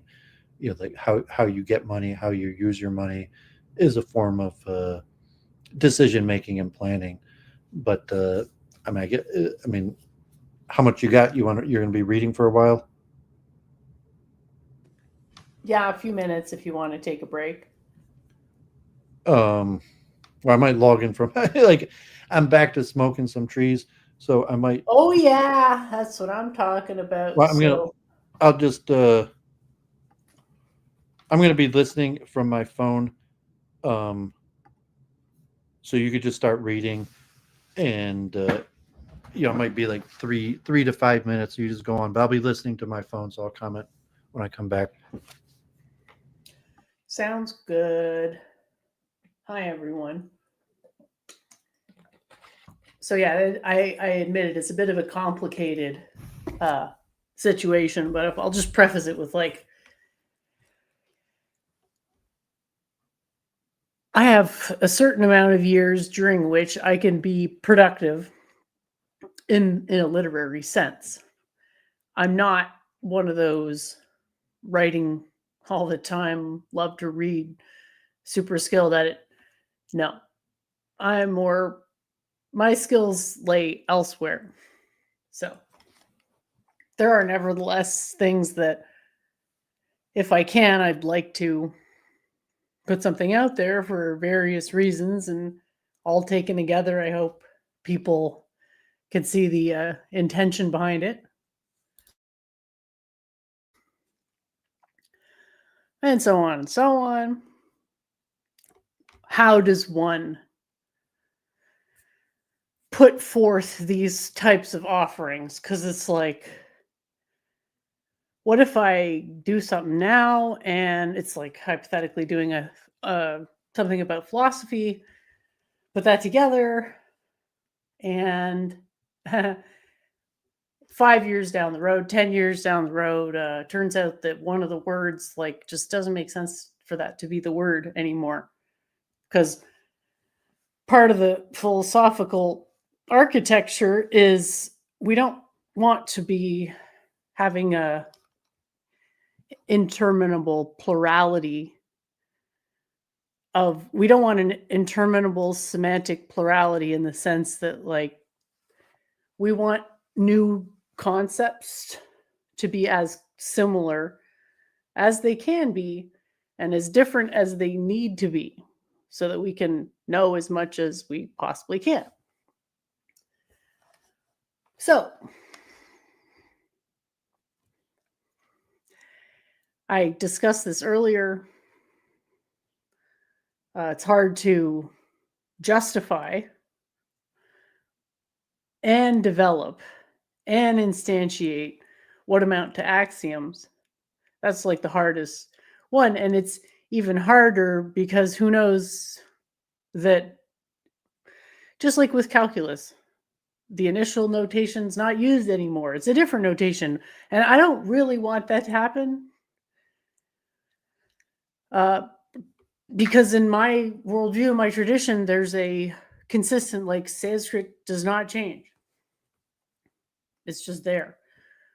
Our distance, the distance between any individual learner and that knowledge changes, but it is just a description of onomatopoeic sound-based processes. How we understand semantics as being grounded in that. And there's not a lot that hasn't already been said in the conceptual sense, but in the word sense, it's always new words because there's a fair bit of ego operating. People want, authors statistically want their contributions to be popular. Not exactly a controversial stance.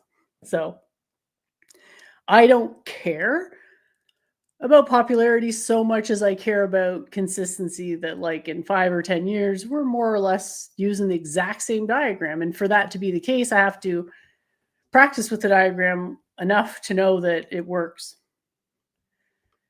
So all that to say that it's led me to attempt to get a basic list of all the books that I'm interested in writing for my whole career. Because one of them is a story, and it's 3 parts, and I want to do that really bad, but I need more narrative skill to do that. And then I want to have an introduction to philosophy book. And I also want to have a book that doesn't even necessarily go into philosophy, but it's like an introduction or preparation for using generative AI. And something, this is still very loose, it's not fully come into crystal clarity yet, but something to the effect of like how to get help with your life without actually using philosophy.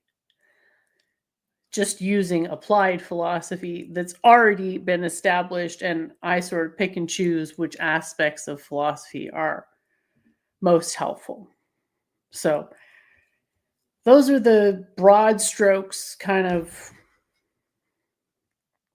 ideas that I'm thinking, because that central book, the boundary book, everything that I've said, I think I can put it in terms of boundaries.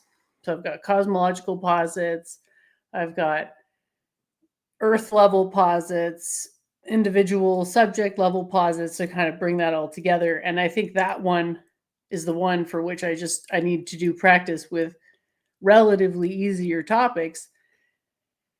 And so rather than start with something that's completely different, which is writing this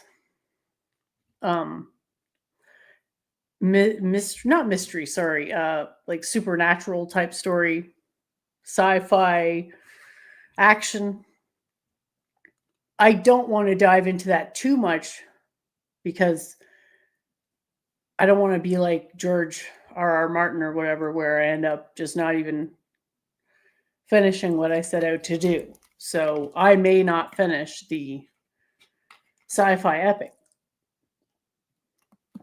In other words, that's going to go at the end, the very end of my career, or at least my current discernible career. And over time, there may come to be things that are actually worth doing that I never really thought of, like a book on plants or various arts and crafts that one can do to, like a Sudoku-esque type self-improvement. Not challenging in any way other than it requires fine motor skills, which are good to keep up with, especially as you age.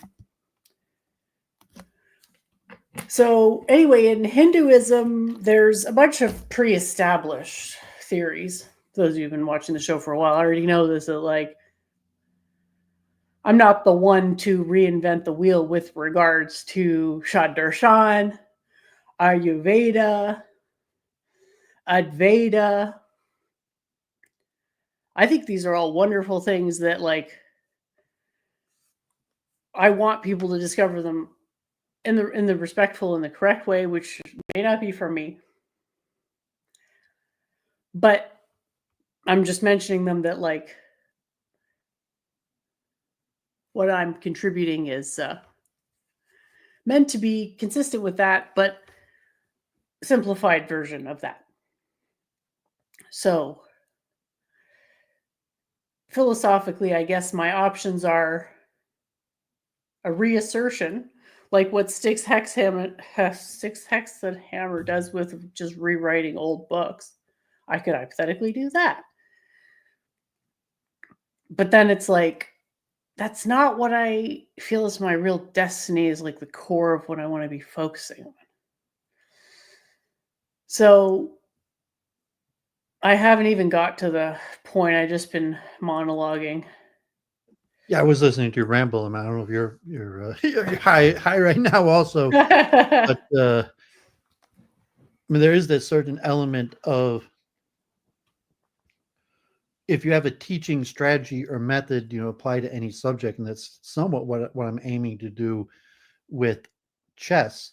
Although, chess is unique for multiple, things. One thing, it's, global. It's interesting that like people are already coming to chess, and I've proven expertise in the subject. In fact, I was at the chess club this Saturday, and this guy came to the chess club that we had traveled to nationals together almost 40 years ago when we were 8 years old, or in elementary school.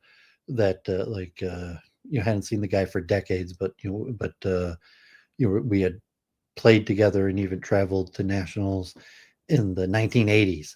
A long time ago, and but chess is biggest in that age group, and there's a lot of evidence for the benefit of chess as a generalizable educational method that will improve cognitive skills that could be used in any venture, and that has a tradition in the Vedas and Judaism and other things, and then recently, like psychological literature research and like mass testing, because chess is a popular game.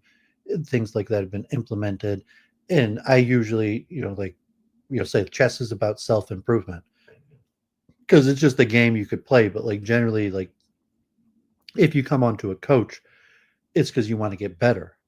And chess could be something very early that a child recognizes that they want to get better at, because it's like a simple kids game that has simple rules. It can like it could have like a deity type element.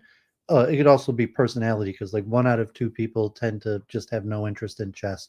They can't even focus to care enough to like, this has rules, who would even care of like ascribing rules to this like um but to someone who can get into the game, it's something you could find at like 3. I mean, and like I've been doing chess for so long, people come like 2-3 years old, and you say that, well, they could start to learn certain things like the names of the pieces, or just taking turns, that like on one turn you get to move any one of your pieces, and then the other person, even if they don't know how to move it correctly to a more rules-based order, to knowing that like the game has rules, and you win the game by checkmate, and then they start playing, and usually in the beginning you lose. There's a learning curve, but it's generally the desire to win um, that entices a person into the self-improvement process. And chess could come earlier than like even athletics or something like that, and so it is very popular, and a lot of times kids just see it themselves. I mean, you could pressure kids into chess, but a lot of times the kids will just see it and be interested in it themselves. And so I'm working mostly just in creating a coaching testing method, and like, so I mean really I'm using other methods. So I've been doing enough chess coaching where I've used multiple methods, and I could compare the methods. I'm trying to create my own method, and generally, like, you want to guarantee progress. You're like a chess coach. Someone's going to send their kid to you because they want their kid to get better at chess. You have a method that guarantees progress, and I'm using different methods. I'm using mostly this method called the STEP method, created by psychologists out of Amsterdam, that was somewhat designed to be psychologically proven to work, and is created by psychologists, not just chess masters. But then when you teach kids, really you talk to their parents. Like, the kids like chess, so you just talk to the kids in chess, and it's fun for them if they like chess. But anything else, you're talking to the parents, and the parents, you're selling them on the benefit of chess, and to generalize and transfer the basic cognitive skills from chess to anything that involves cognitive functioning, which is basically everything. And often if chess is put together with sports or games, then it's strategy. But it's somewhat this sublimation of the desire to win to the desire for self-improvement. Although you notice most people, that's some form of spiritual enlightenment, to sublimate the desire to win for the desire to enlightenment. because the desire to win is sufficient for self-improvement. And you could even argue that people who purely have the desire to win often achieve better self-improvement than people who do self-improvement purely for enlightenment or duty-bound purposes.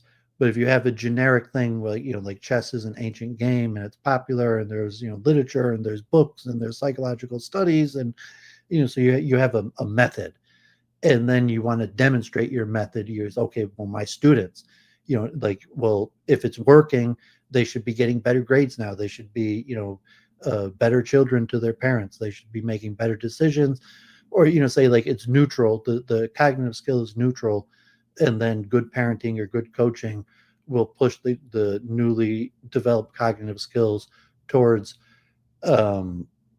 beneficial things. And then that could include quicker apprehension and understanding of all sorts of just functions of life, wisdoms. Like if you learn how to get good at chess, that process of getting good at chess could be applied to anything. That could be financial literacy. I've been I'd gotten a little overweight when I wasn't streaming, and now like I lost like 20 pounds in the last 6 months. I've been thank God, like some serious like workouts, health and fitness. I'm even taking up dancing just to stay fit. Nice. But something where you see the gains. It's like, okay, well, like there's a process, and the process yields results, and the result is self-improvement. And then so you would like generalize, well, how do I get better at chess? And I mean, to some extent, it's it's like chess is chess, and there's certain patterns and a canon of like techniques and strategies that help you get better. And then like going a method of playing games, doing a notation, going over certain techniques that are directly related to chess. But then there's the general elements of self-improvement. And so you could presumably generalize anything. So, but generalizing chess to self-improvement has a basis. So like, you say, okay, like I'm a, like, let's say you want to be a chess guru, and really what you're selling people is self-improvement. But you say, just like I'm a good chess player, and I could teach other people to be good chess players, that I could generalize the self-improvement process. And then even say, well, it's not really the I, anybody could do it. And the literature is there. Like, I don't even have my own method. I would like to have my own method, but it's saying like, I'm just a competent person who's read the literature and is using the best available methods. I would be a step better if I had my own method or my own literature. And that's, one thing that I'm looking like, I want to, well, your method would have to be good method. Well, my method is just best practices of other methods, but for me to make a claim, like I don't have my own method. I just use I have a pretty good feel of the best methods, and I've worked with the best methods, and I use the best practices of the best methods to my ability. And like, but I could see the level of like, I'm using other people's methods because I don't have my own method. And I know the skill level where I'm just trying to competently perform the task, let alone to designing a method for other people to competently perform the task. But like at a certain point in the moving up in expertise, you get from the level of task performance to task teaching to to teachers training, and that it's a greater level of competency. And if you're theoretically claiming something that they're like, we talked about that, if we go in more detail, like me and Jennifer were considering writing a book on problem solving, and some of the difficulties of why we weren't making progress will you become clear from the probably our different approach or disagreement to this subject itself of best practices and expertise versus like what does it mean to have your own method, or the how do you assess your own method? Is something already, you do it, and you get a bunch of you got a bunch of data that proves what you already knew the whole time was that you knew something correct. Well, I mean, so And then it's just a matter of when are random people going to catch up to you, and it's like, yeah, but I mean, the point is you're kind of a rambling. So chess is a fine example of what it means to actually have a method, because most chess coaches don't, like, it'd be better off recognizing I don't have a method, and then using a method or using best practices, and then what it actually means, and like the level of academic rigor to be, well, how do you know that you have a method? Because you don't know whether you actually initiated something new, or you're just copying, even if it's unbeknownst to you how you knew about it, something that pre-existed or other people are using. So in the literature form, you'd have to do the research and like, well, here is the scholarship, and here's the methods, and here's something unique about what I'm doing that these other methods aren't doing. And that's actually quite difficult to do, to like, no, like, here's something new, a new practice. And then to have for chess, you have basically how your students perform. So like last week was this big chess tournament. It was actually the biggest chess tournament in the history of Michigan, over K-12, over 500 kids. When I was a kid, like the K-12 maybe had like 150 people, 200 of the biggest, and the nationals were like 500. So like the state chess has grown, so like on the state level is as big as the nationals was when I was a kid. But either way, at the the level of performance, where people are going to choose like who they want to be trained or what method based on results, and that's like who's winning tournaments, who has the highest rating, who has the best results.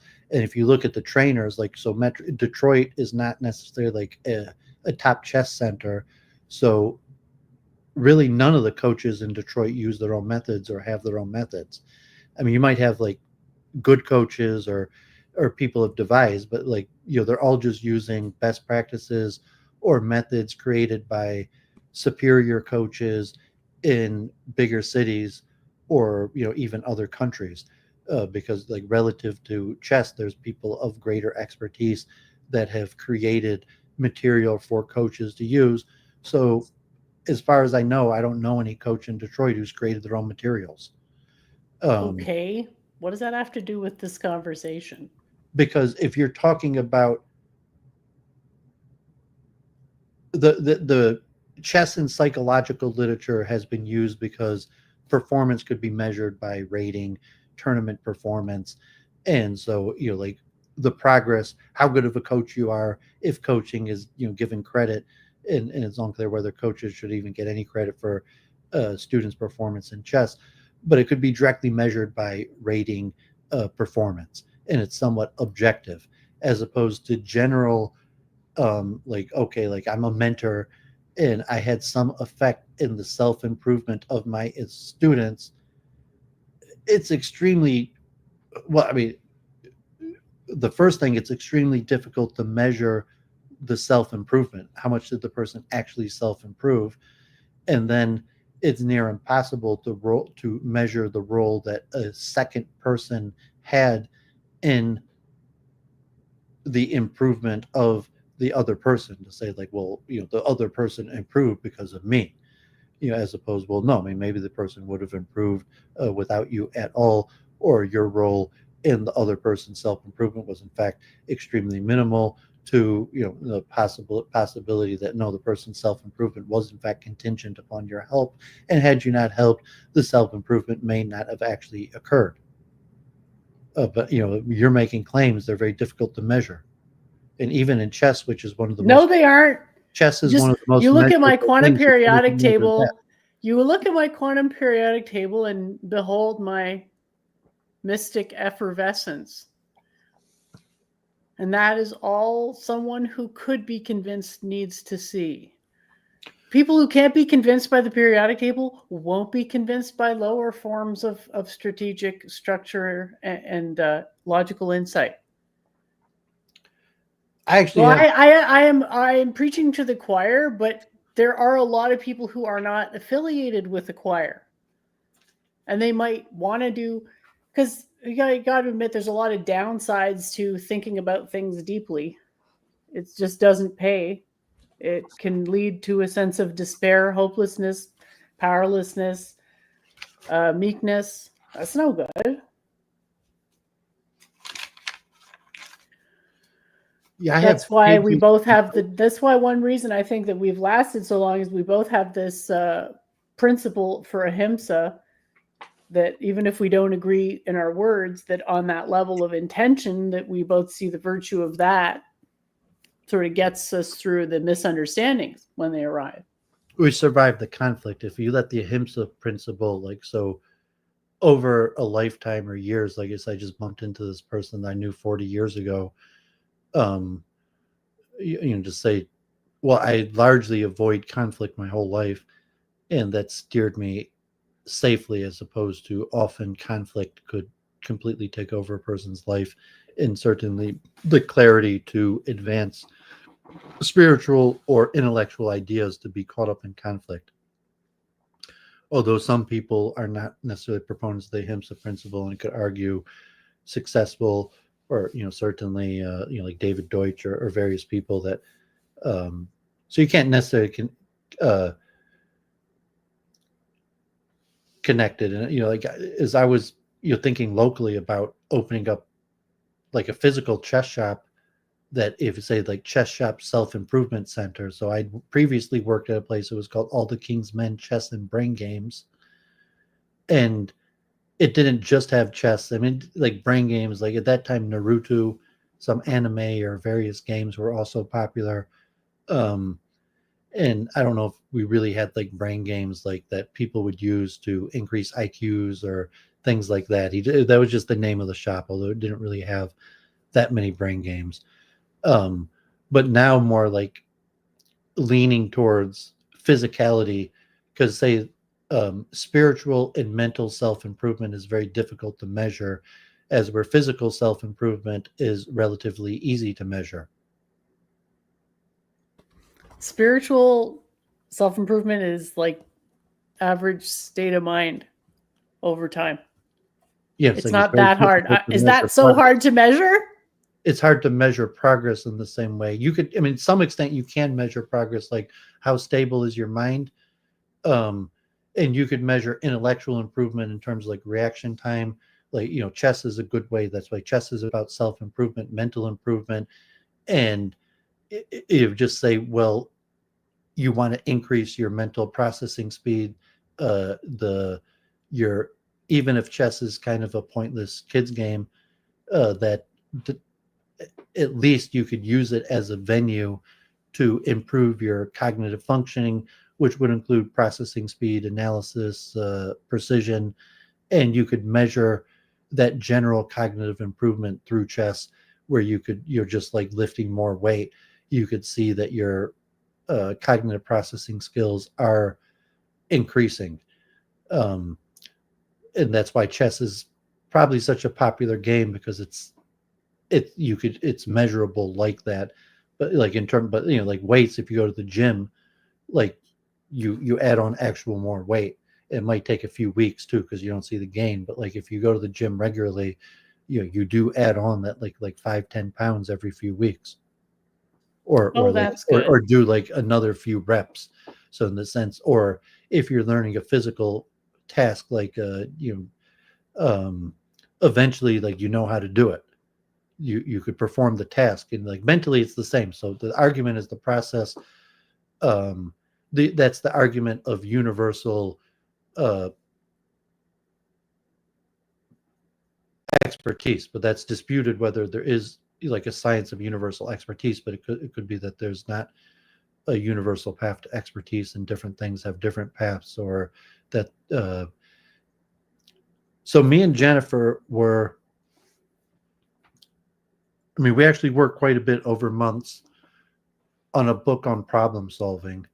And one of the issues was, the central, my academic approach, because Jennifer had, let's call a problem solving approach strategy that she devised.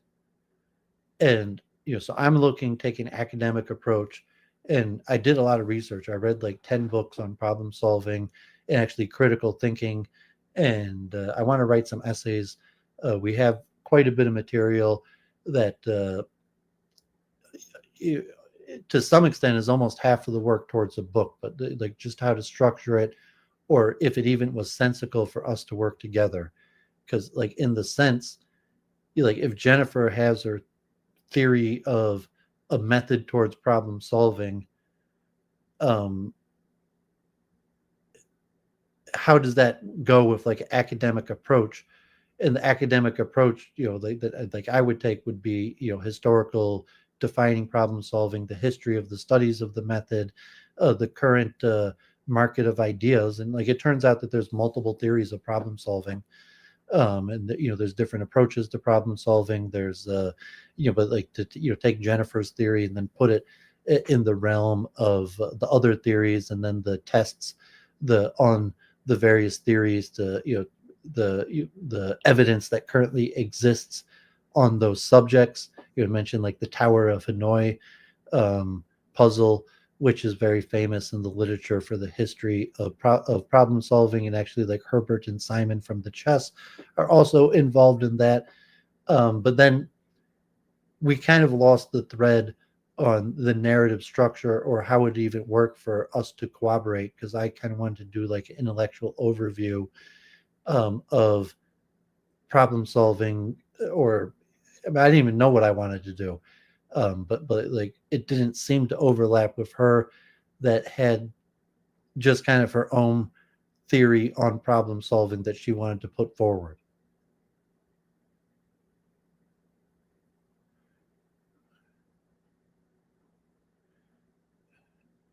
And I mean, at some point, like, I mean, her theory of problem solving is interesting, like whether the level to be like, something that could be published in a psychological journal, or subject to tests, or implemented in a teaching method or something like that.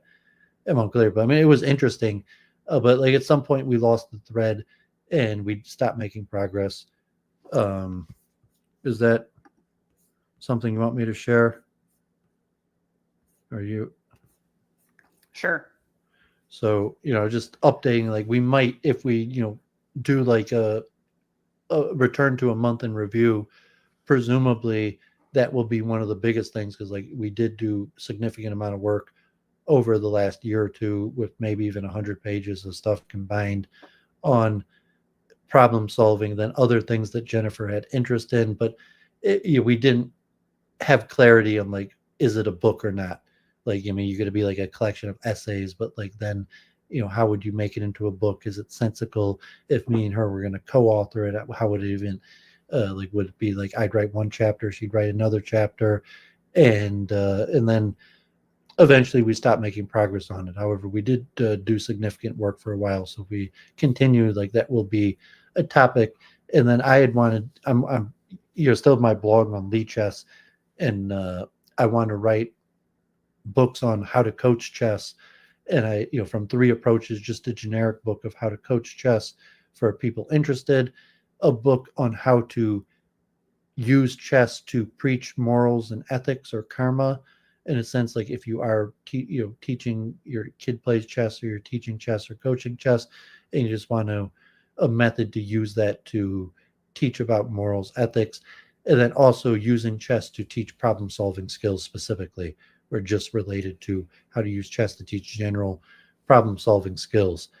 And so that's an area of interest of mine that I even have desire to write a full book on.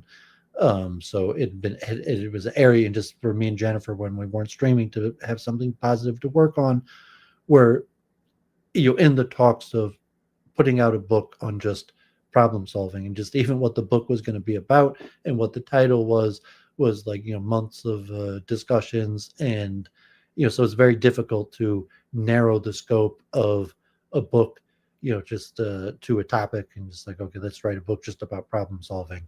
And then, if you have a general method for using your mind, then that should apply to anything. Because if you have a meditative system or a cognitive system, that is going to apply to basically everything that you do. And then theoretically, if you could improve cognitive functioning, you could improve general overall life functioning in the majority of functions, and that could be demonstrated usually by skill acquisition, by enhanced or quicker various forms of skill acquisition, and that could be mentally or physically. That could be athletic, music, or purely mental phenomenon.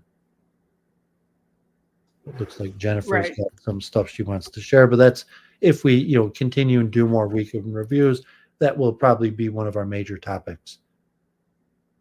Oh, just before Jennifer shares her stuff, I'll mention the Science of Consciousness conference did post they did have their conference and post their videos. I'll share their channel in the chat for people to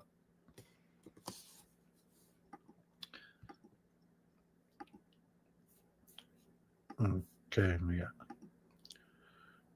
God forbid, Doooovid and his devotional dancing. More exercise, basically exercise. That's what my mom did back in the day. She was an aerobics instructor. Yeah, so I'll just real quick, just to summarize what I was rambling about before, I have been doing tons of exercises to just partition what I know into different books and what makes sense. And part of that is, what could I write where it's unlikely that any of the terms will change because it's already established concepts. And B, if the terms do change, it's not a big deal because they're established concepts. So if people aren't sure when there's an established concept, you just go back, understand the actual concept, not the word, but how the concept behind the word applies to the other words in the system, clear everything up. So one of the things I thought would be really useful is just a very basic financial advice book. And I feel like Doooovid was indirectly saying, well, why the hell would anyone listen to your advice? I feel like it. Well, we discussed that and saying you could how you structure the book. If you don't believe in my authority based on the periodic table that I revealed in 3D, then nothing I ever say, not my physics degree, not my debate background, not my musings are going to change that. So we put in technical terms of establishing a narrative voice, and saying you could just go for whatever narrative voice if that's what you're going to go with, and saying that's your narrative voice. But I mean, saying so. I don't want to say you do have to establish your book. You do have to establish a consistent. I mean, you don't have to, but for good structure, good writing, you want to establish a consistent narrative voice, and that's one of the things where we had a hold up because you couldn't decide on your narrative voice, and your narrative voice often changes. Uh-huh. So I'm not going to say put it on me, but that was one of the holdups was your inability might be too strong, but your at least as of now inability to establish a narrative voice. And I thought if you could establish a narrative voice, the writing would probably come out much quicker and smoother, and that was one of the larger things holding you back. Right, which is why that's what I've been working on by working on some simpler topics, such as financial advice. So the basic idea is the future is remembered into the present.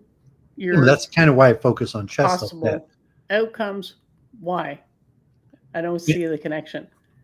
Because it's easy for me to establish. I mean, one thing, because I'm a former junior champion, so it's like, well, what's your qualification to teach chess? Well, I'm a former champion. I have a ranking. I have a rating. One of the still one of the top 100 players in the state. So I have an immediate qualification for it, as where other things like, you're going to get into qualification, then it's like, well, it's just chess. Like, it's just a kid's game. Like how much qualification do you need to coach a quiz game? And it's, something simple where you could have results. So that's kind of what you're saying with finance or something.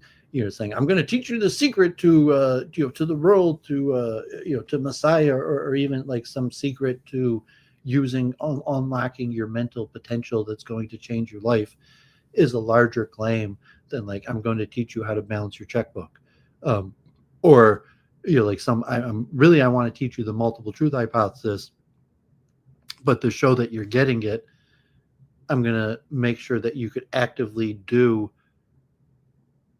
phenomenon that you didn't know that you could do before I demonstrated the technique or showed you how to do it, and then you could do it. Like, with certain basic mental phenomenon that that you could that could be financial literacy, it could be teaching someone Hebrew or Sanskrit or whatever it is, but you just have a task performance where the task is relatively simple, and you demonstrate your credibility through task performance at a simpler level.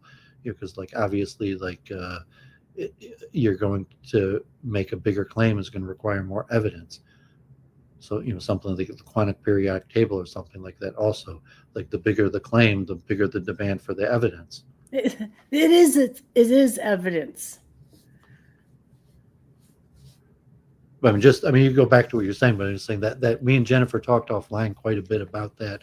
And like, we were working on a book, and like, we did make quite a bit of progress, but there were a few points that prevented the project from completing, and so just putting it out there, I guess. So we are doing returning to hopefully we will see progress even immediately, maybe publishing large regular amounts of literature. That's the goal, but I don't mind spending time on the technique where it's required. So with this, it's already established. There's already Purusharta. I don't need to change it at all. I can just selectively apply whatever I want out of it. So I just choose to focus more on the Artha side of it. And I have some basic ideas about financial stuff, so I'm going to work on narrative voice by stitching them together, starting with these 4 virtues, 4 secular virtues, one might say. Well, let's see what how they're translating them here. Objective of men. There you go. Well, take your pick. So basically, a couple of thoughts. To be truly wealthy is to not want things, or to want for nothing. To be human is to want things, and finance kind of lives in the tension between those extremes. Because it's as much about learning a good way to leverage your time for more money as it is to know what matters to you. Like, is that extra $500 a week worth it if you have to work 17 more hours? It's really a question of values at the end of the day. And when you can't get ahead and you're always struggling from behind, it can be frustrating. So another big theme was transitioning from a scarcity mentality to a abundance mentality, where knowledge virtues are abundant. Other people becoming smarter doesn't diminish my intelligence or anyone else's. It's completely, I don't know how to put it into words, but it doesn't create the problems of scarcity mindset, which is where most of the issues come from. So if you want to enjoy more luxuries, you have to make more money. So it's always a tension between time and money. You can have tons of time and be poor. That's enough for some people. can have less time, have more money. Ultimately, what happens to you is the future is remembered into the present. We're all dreaming about some future aspiration. And some have much stronger memory power than others. And that's really all it boils down to. Getting to the point where we'll also talk about diminishing returns, where when you're super poor, making a little extra money is super great and awesome. And then after a while, your relief or good feeling from getting marginal more money decreases. Because like if you're making $1,000 a day and then you goes up to $1,050 a day, you really going to notice that? All right, so I'll also talk about why. Was that? Of course, you're going to notice it. I mean, the question is whether it's going to make a difference to you. But I'm saying, like, of course, like. I mean, in fact, the more money you have, the more likely you are you're going to check the number more often. So, I mean, notice is not the right word because, like, of course, you'd notice it, but it's saying, is it important to you?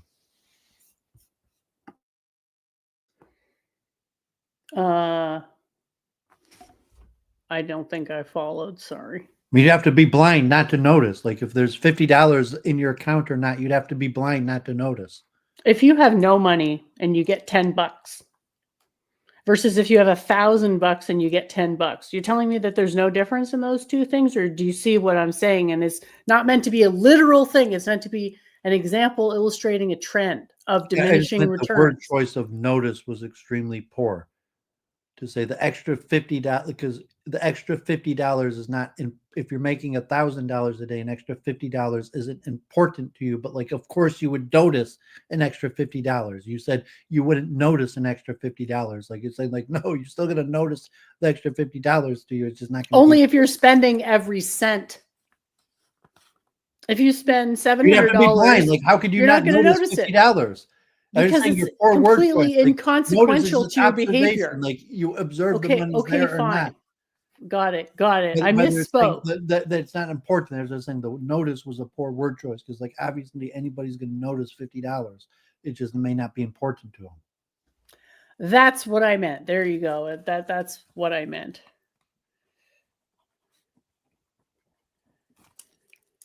There's also an example from statistical thermodynamics when I was in university, a steady state emulator of agents, of economic agents. So everybody starts out with $5 and they interact with other agents. And there's a bet, 50% chance on either side, that if they both have $5 and agent A wins, then he gets the $5 from the other one and vice versa. And if one has 0 and they lose, then nothing happens.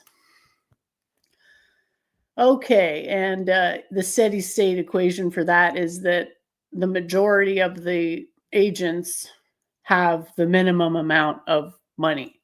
So that's to make the point that, like, being miserable and resentful towards the structures that exist right now, the financial structures that exist right now, is like getting mad at mathematical facts. You can either learn them and possibly leverage them to your own advantage, or you can just resent basically the fact that the sun is rising. So basically an argument in favor of not ignoring your own finances, because a lot of people just don't even think about their finances. So don't ignore them, get ahead of things, get out of debt, simple things, but it's going to hopefully help me work on my narrative structure. And the narrative, I guess, would be, again, it's a journey of learning. I guess I could say that I learned those things, and it wouldn't be a complete lie.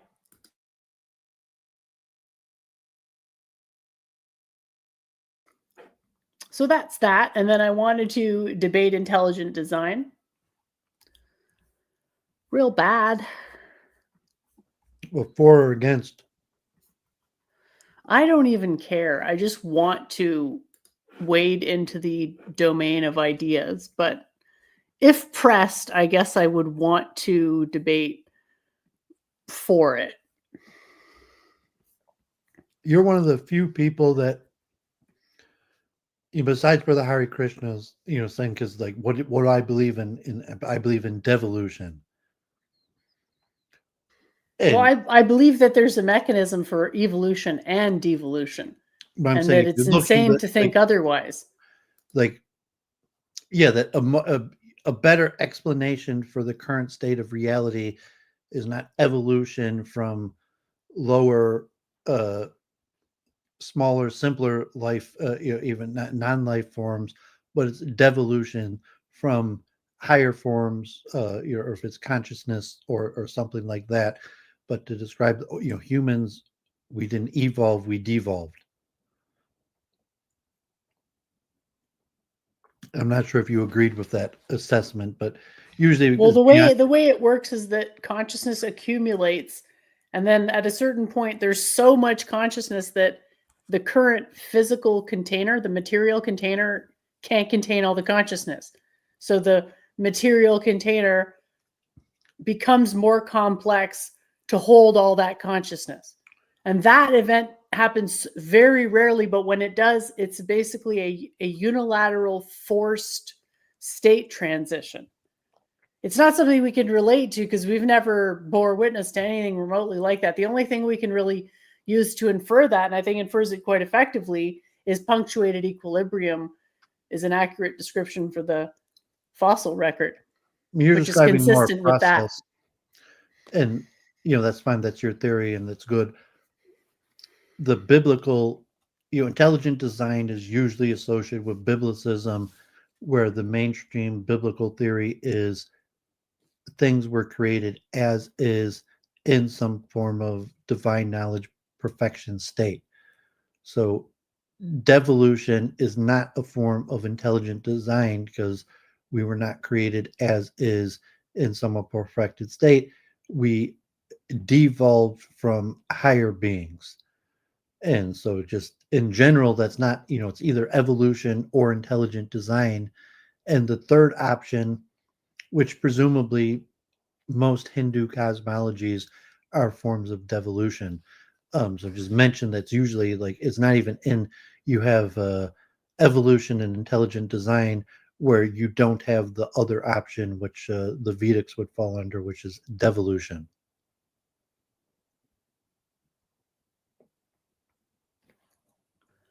Well, there's evolution and devolution, but devolution is much more common than evolution, and it's so evolution is so uncommon that it's almost not worth talking about, because the only thing that really matters.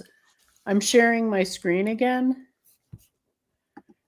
So this to me is like, this is an example of devolution. Like, you cannot go from a cabbage to a brassica, but you can go from a brassica to a cabbage.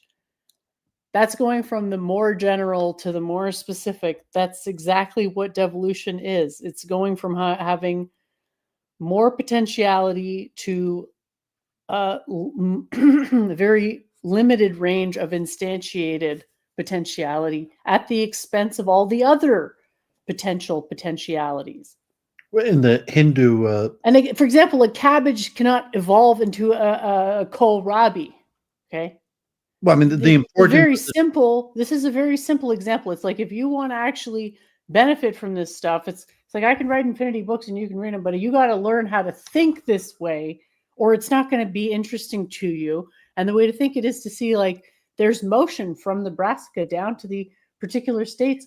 None of those particular states are fungible, and none of them can evolve into the other, nor can they evolve back into their progenitor. Now, if you want to call that devolution or something else, I think devolution is the best word. I mean, devolution it's most used in ISKCON, but it's specifically used in Hinduism. And devolution is not just the reverse of evolution. It's more a reference to material being manifested from consciousness or spirit, and the presumption that consciousness or spirit is higher than material. So the devolution is the devolution from consciousness to material. Okay, yeah. And so that specifically like Hindu theology, like devolutions, like, I mean, I have the books, I have them autographed that the ISKCON devotee popularized the term devolution. I use it but the devolution, there might be others. I think I looked it up or covered it on Week in Review. But like, I mean, devolution is kind of just a made up word, but specific in Hinduism, it's not talking like your chart here on like the reverse of classical evolutionary process is playing on the word to mean that we didn't rise from simpler material forms. Yeah, but that brassica, hold on, that brassica from did higher spiritual forms. It's both. We rise from simpler forms and we fall from more complex forms. Because that initial evolution event, there can be proximal states that are energetically allowable as well, and they're all below this like new level. Yeah, I mean, you could theorize or give your, I mean, or quote. So yeah, there's both. It's just that this. the transition, because you said in debating intelligent design, and just mentioned that a proper framing wouldn't be evolution or intelligent design. It'd be evolution, intelligent design, or devolution. And it's the poor state of debate, and even just the poor state of our conversation, that the framing isn't even understood in that way. Where this third category of metaphysical framing of devolution is not usually considered, although most pagan forms, including Hinduism, but also Native American, African, European cosmologies are generally forms of devolution. But you get Jennifer preaching, she has her answer, like her claim that her answer is the answer or something like that. I'm doing a multiple truth hypothesis. I'm more trying to classify the types of answers, and even just that framing to devolution, that would be a increase in the intellectualism. And I mean, I don't know if Hindus may not rally around calling themselves de-evolutionists, but yeah, I doubt it. But if it just in terms of the intellectual classification of the three main metaphysical positions, that only two are recognized, the two being evolution and intelligent design. Intelligent design is usually discredited as a rejected, but intelligent design is the main alternative theory that's rejected, and devolution is not even given an alternative theory that's rejected status. It's just it's not even considered. And that's where Hindu or most pagan theologies, like I said, they're not even given a status of a rejected alternative theory. They're not even considered. Right. That's why it's fun to debate.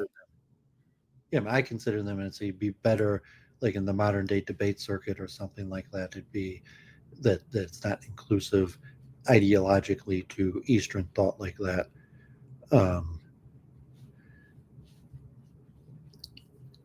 Just in hearing Jennifer's thoughts, it reminded another point where I said she often falls into the Paul fallacy of everything to everybody. And so, like, well, you're writing a book. I'm writing a book to give you the answer to all questions. And saying like versus like I'm just giving a method to improve your problem solving skills. Say, well, it'll help you improve your problem solving skills, but if you really understand it, it's actually the solution to all questions. So that's a little bit like she got to say, like, what's her narrative voice? Is that what she's saying, and she's going to go for it? Or she's just saying like, well, I just have this nice little thing I came up with that will probably help you improve your problem solving skills.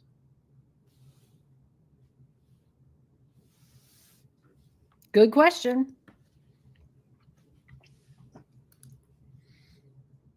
And then obviously it's going to be very difficult to write like a short book that answers all questions. But you could write a short book Well, that- that's why it's not possible. That's why it's a way to put questions into the same context and then a method to break down the questions into an associated process, whether that's considered an answer to the question. I think in most cases it does speak for itself, but it's only really able to define or answer well-defined questions. And that's how it should be. Yeah, I think it was offline. I don't think, or maybe it was online where we debated where you're talking about an algorithm or a process. You can't guarantee to answer any question, but you could have a process towards answering any question. And I was saying that basically the universal algorithm is divide and conquer. And I mean, that was theorized by game theorists, decision-making logicians going back hundreds of years, but mostly verified in the computer world, where any form of computer algorithm could basically be reduced to divide and conquer. And divide and conquer basically just mean that you break it down into components and then into discrete units and go through the discrete units one by one. And in the divide and conquer, your two most common ones are min-max or max-min, where max-min means you break it into components and you deal with the biggest one first, or min-max, you break it into components and deal with the smallest one first.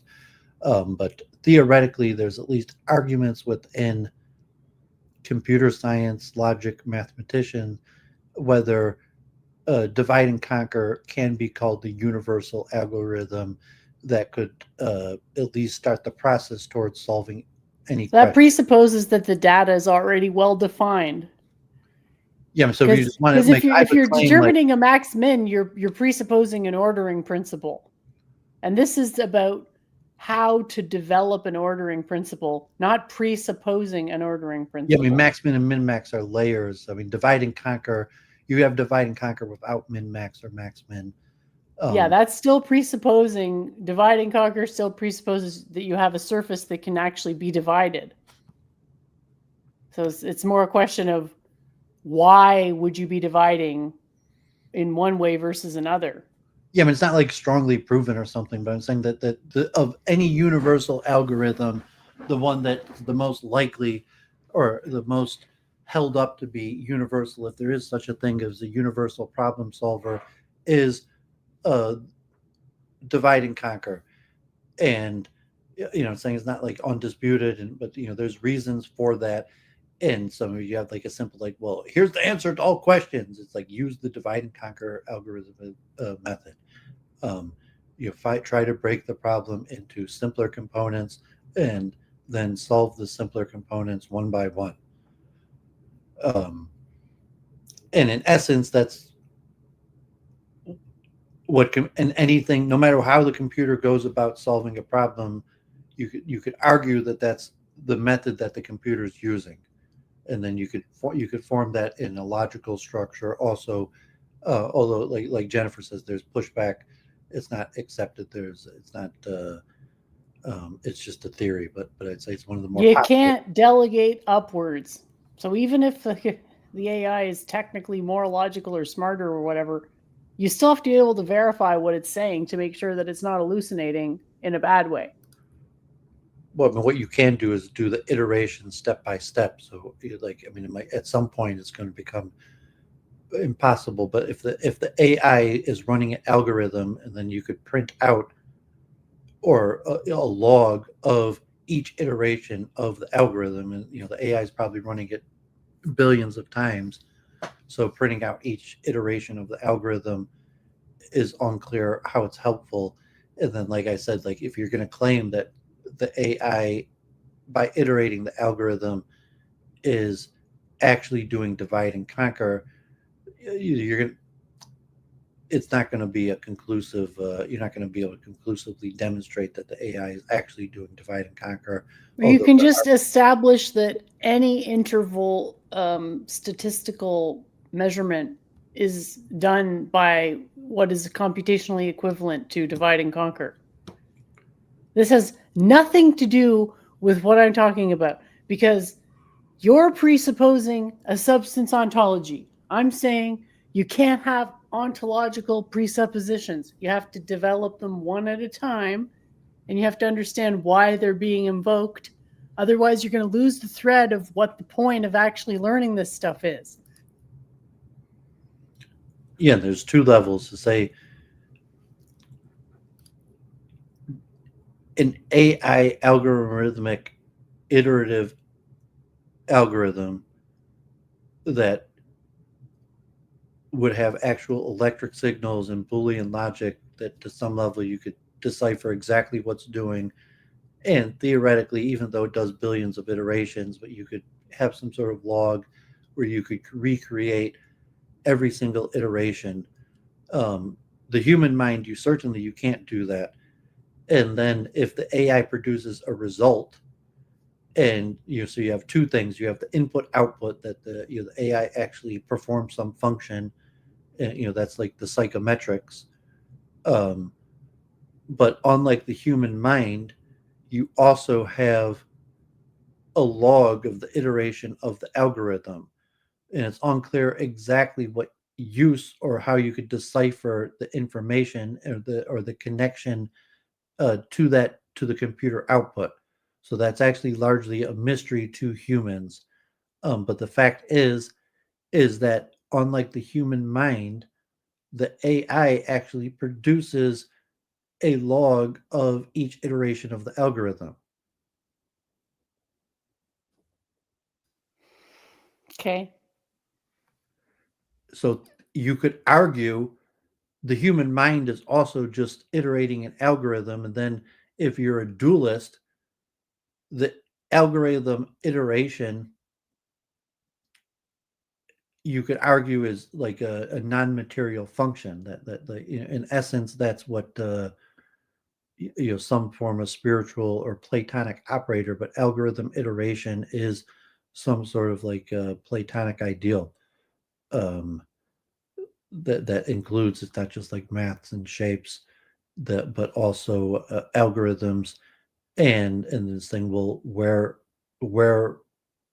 does the iteration of the algorithm occur? And you say, well, the iteration of algorithms doesn't happen in time or space. Then where does it happen? Or is you're going to say the iteration of algorithm is somehow contingent on time and space also? Or you say, no, iteration of algorithm is not space and time dependent. And so There isn't a single algorithm. There's a way of instantiating algorithms. yeah, so that's what it's like. We talk about the science and pure science like physics to be predictive backwards and forwards has to be reducible to differential equations. And then you clearly you could predict the future or explain the past by simply changing the time variable. I mean, it's not always as simple as just changing the time variable, but in essence, if you have a series of differential equations and you have a current state, you could at least extrapolate to future or past states by changing the time variable. Mm-hmm, yeah, that presupposes that time is an independent variable that determines the future state of a system. Why the hell would anyone believe that? Well, in physics, it usually is. Right. So why the hell would anyone believe that? So you're saying that you have an information theory. It's a consciousness theory. So Well, I mean, the thing that exists is consciousness. consciousness and then is not well time, defined. So I'm saying time appears to exist within consciousness.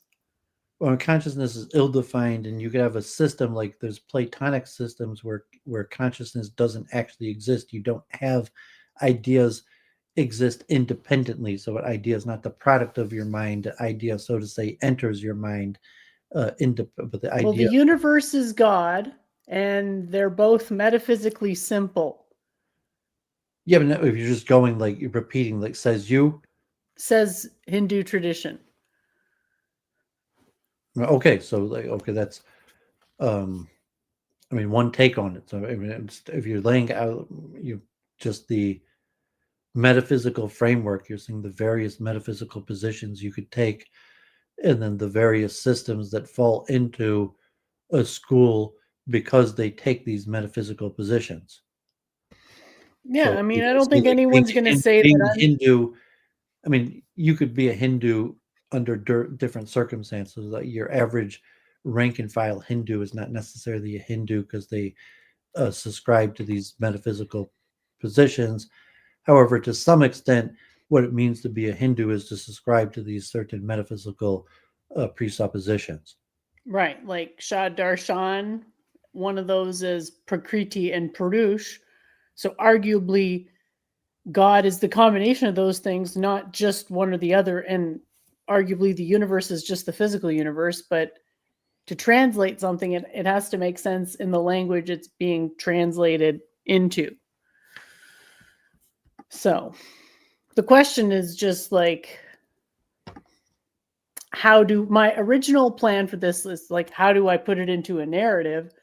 I'm thinking intellectual narrative, and it's like biconditional indeterminacy. I try to do it like a proof where I say that every single data point you could ever collect using empiricism presupposes two different things that are not verifiable. Hypothetically, one thing is verifiable per way of verifying things. And with two things, and if we only have empiricism, it basically makes everything determinable only in a circular fashion. So that means that like the existence of a centimeter doesn't indicate anything ontological. Does that make sense?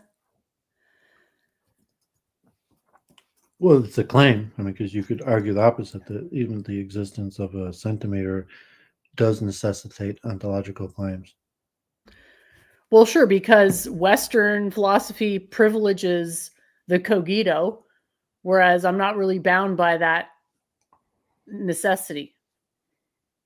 Like, I don't have to privilege the cogito.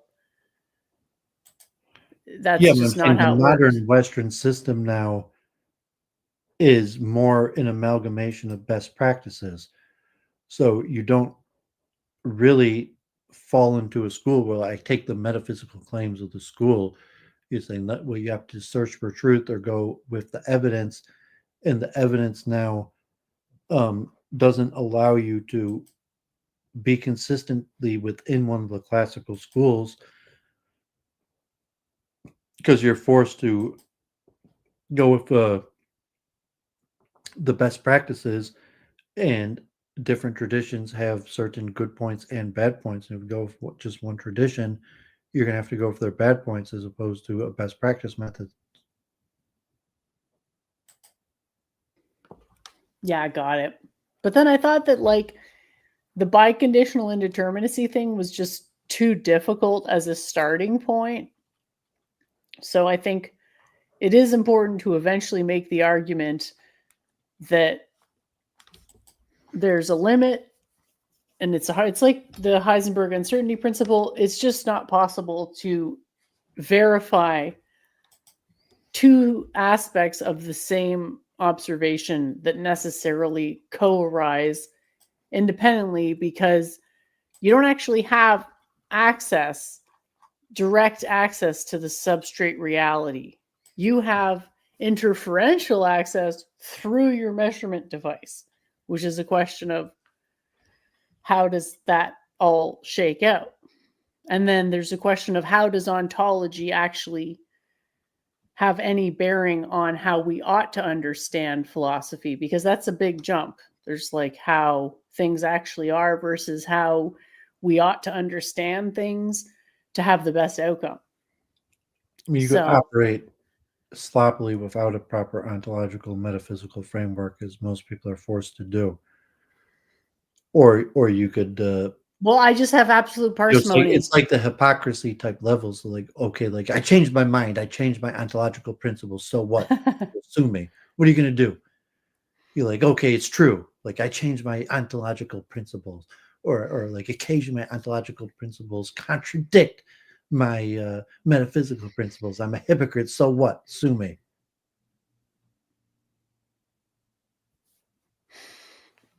Okay. So then I was thinking like one thing that might be And easier how to do you even understand. falsify ontological principles? So I mean, because your ontological or metaphysical. Okay, if you're talking about falsifying principles, you're misunderstanding. Yeah, so ontological. Falsification is something that happens once a principle has been instantiated. Principles themselves cannot be whatever it was you said. Well, I mean, because your ontological and metaphysical principles are mostly dependent on coherence theories of truths, not correlation, because you're not going to be able to correlate your metaphysical and ontological theories to material reality. You're going to have to just make sure that they're logically consistent, that they cohere in principle. But if they don't cohere in principle, you say, well, so what? Your ontological metaphysical system is inconsistent. It's like, well, what's the effect of that? Does that necessarily mean that my perception of material reality is incorrect? And so it's not as decisive. You could say it's argued your ontological and metaphysical is more important, but it's more speculative. If you want to call it speculative, feel free. That is a completely system-dependent, subjective, possibly trivially true observation. But the scientific is the least speculative, because the scientific is almost completely hypothesizing about material phenomenon that could be predicted and measured. And that's why I'm starting with the QMPT as the material boundary. I have it right here. I mean, it's very important in my worldview.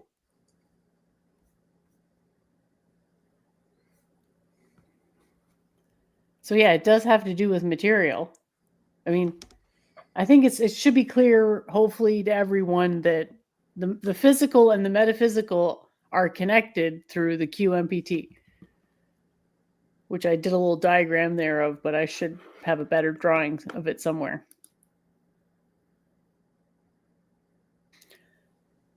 Not right now, but you know what I'm saying. For those just tuning in for the first time, that's not bowling diagrams. That's the quantum periodic table, 3D. Although to the new viewer, it could just look like bowling diagrams.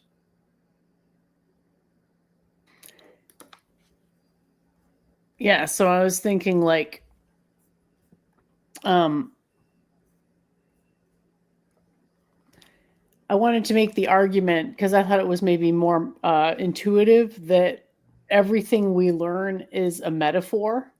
So, for example, the word apple is a metaphor for an actual physical fruit that we identify as an apple. So the idea is like one is inside the subject, one is outside. So the argument would be all knowledge is cognitive or perception, rooted in perception, filtered through cognition, and then memorized. Yeah. Okay. Lost my train of thought. Sorry. Doooovid the Happy Merchant. You ever watched the Jetsons? Yeah, when I was a kid. Okay, I just sold the Jetsons, the complete original series.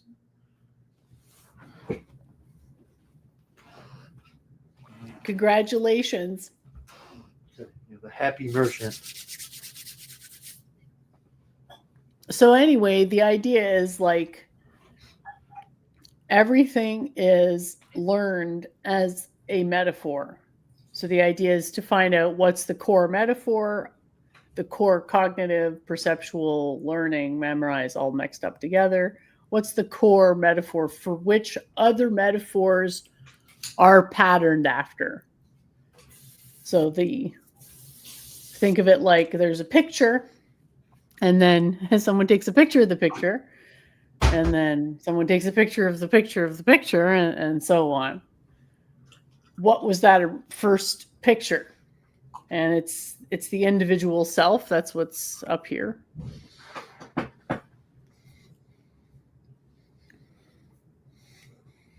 So everything known is essentially a metaphor for the individual self, and arguing that rather than pushing that away, like happens in the objective mind independent attempts, embracing it and realizing that this is sort of the core issue with perception is what aspect of perception, because in my worldview everything's consciousness, what aspect of that consciousness is happening internal to the subject and what aspect of it is external.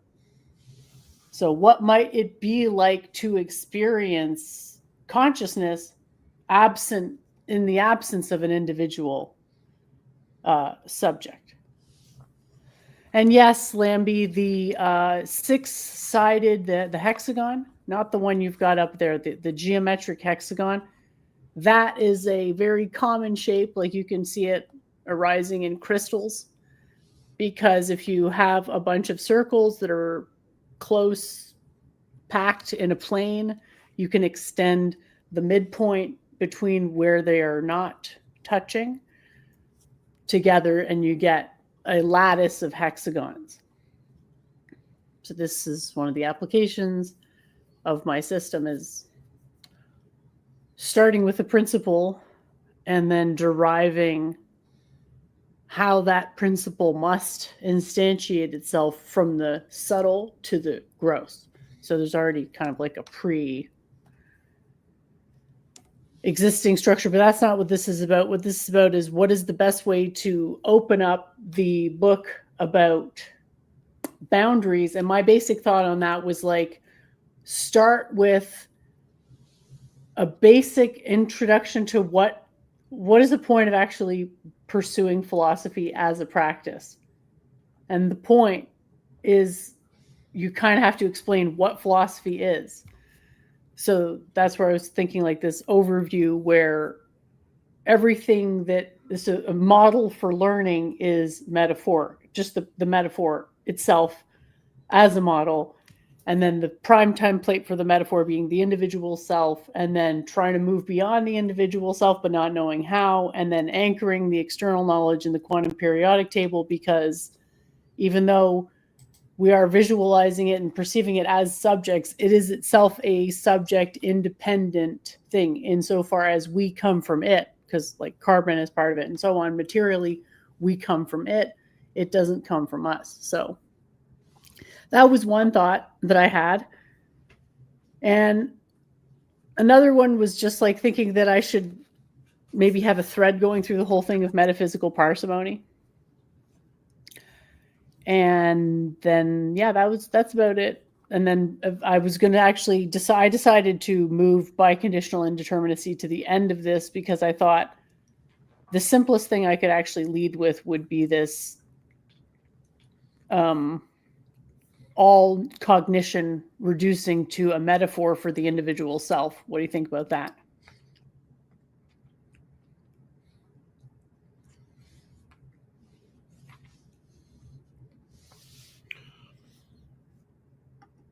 You got anything else you want to cover? We went 3 hours already. Our viewership has dwindled. Okay, I was asking you what you thought about the metaphor.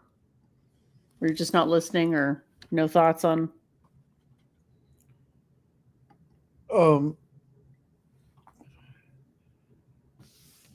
Yeah, but I thought about it more deeply. I would connect it to chunking theory, because I was saying like metaphor is you reduce it to some form of information theory, and it's going to be some form of like a chunk or template, and presumably you're also going to have this question of like this universal information structure. Is there such a thing? If you're hypothesizing some form of universal Platonic structure that describes all phenomenon, obviously that's what science is about. But the stronger the claim, the stronger the need for the evidence. I mean, yeah, I largely agree, or just kind of nodding to what you were saying. I didn't necessarily have any strong comment. But yeah, I was kind of, I haven't streamed for a while, so I was kind of like spaced out. Also, because Cool. streaming requires a lot of concentration. So just like, I mean, say like, like, well, what are you thinking? What are you thinking? And he's like, well, what are you thinking? Like this long, like complex chain of thought. And, you're saying it, I mean, it's good, like put you in the flow state to just seriously listen and piece together the information to build up a larger, template understanding purely from listening. Yeah, I've got more stuff I could go over, but I'll just save it for the next one because might as well just parse it out. I didn't think we would go for this long either, but hope everyone enjoyed that immensely. Thank you for tuning in. And hopefully we'll aim for another one maybe towards the end of December. I mean, Hanukkah is, so maybe right before New Year's, like the weekend of the 27th, or maybe we could even do, if there's demand or it went well, we could even try for 2 a month, and for like that, so that'd be every 2 weeks. We'd leave it open, but like whatever we decide, we'll post on social media beforehand, and people leave comments, and be good to, because a lot of this is hitting me kind of randomly because we haven't had week in review, so it's just like, oh, you remember, like my memory generally is pretty good, but it puts in the back of the memory. I think you need to work on your integral memory more. Your sequential memory is really good, but you got to learn how to visualize it or have the visualizations weigh in more on the thought process, because it's like, no, not everything is just a series of facts. Yeah, and it's saying that the streaming regularly, what makes it fresher in my mind. So we'll see. We'll let you know. I don't know if you're thinking once a month, or I think once a month is good for me based on the pace I've been writing at for now. But the thing is, my pace may change. Like, let's say it is some type of writer block style thing, and I don't hold out a lot of hope for this, but like maybe one day I'll be great at narrative voice. Hopefully that happens, because then my epic bug versus robot sci-fi novel trilogy will finally become a reality. And I just don't want it to get too repetitive. And it wouldn't be nice to have people come on who are actually trying to develop their capacity for philosophical thought, which, yes, it's a little bit challenging, but you'll get there, rather than just blathering random shit.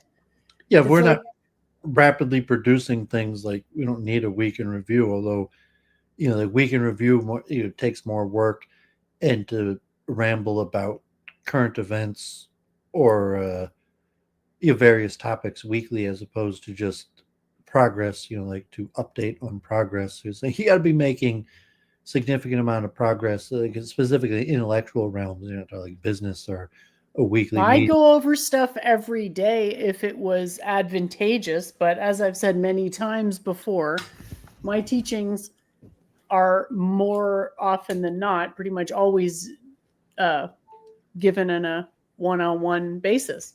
Well, I mean, most think tanks, it's the only efficient way. I mean, just think for intellectual, you may do like a quarterly report. So your an intellectual is not, necessarily expected to have like weekly updates. Like like an intellectual, like what'd you do this week? It's because like intellectual progress is relatively slow, and quarterly updates might be sufficient. So like for the type things we're researching, there's not necessarily going to be like a whole list of weekly updates. So like if you're covering a weekly show is more to, because news has a short cycle. So you do a weekly show, and you're going to talk about current events or things that don't have as long as a cycle, versus just updating people about our research or ideas, like, monthly should be more than sufficient. Yeah, let's start with monthly, and then if it ends up being too much, we can drop it to quarterly, but whatever. Quarterly is 4 times a year, monthly is 12 times a year. So Or you could add a little, saying like, if we do it monthly, then a little bit of commentary, or and we'll see, like, if people like this, or anytime anyone reach out, Claire's around, Holger, or Lambie, some of the regulars, KL. I mean, I've generally said yes to everybody who's ever wanted to talk or stream. Like, Doooovid, if you don't have any friends, I'll try to be your friend. But I'd also like to grow or have bigger ambitions, although the bigger ambitions don't hinder me from wanting to form individual relations with anyone or everybody. And streaming is a good way to do that. And like my Discord is probably the biggest way if people want to talk. But just update on my streams or things I'm doing. Any of the social media, I'm posting it. Khalid, where I'm doing once a month also. So I don't have big plans for the streaming. So I'm glad that Jennifer reached out.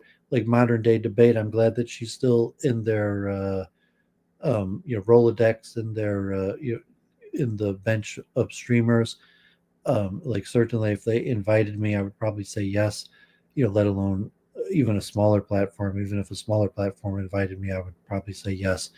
But the networking is very difficult. Although I do foresee many cases where I will be called to talk about Judaism. And so I'm not exactly sure how that's going to play out. I don't have any direct plans for anything on my channel. And then I also, like interviews or IRL content, and the IRL content would probably mostly be focused around chess. But how to wrap that in to, and it might not make sense. I might just have different content that I'm putting on my channel that doesn't necessarily go together. Or if I'm doing like week in review to just talking to Jennifer about random ideas we're working on, versus like a week in review that is more useful to people who are following my specific activities. But like I don't really think there's that much demand for me. But if there is, we'll try to accommodate it. So we'll keep you posted. God bless. The best wishes to Jennifer. Everybody, stay warm. thanks for hosting. It's been a good one. Looking forward to, I guess it'll be a year in review technically.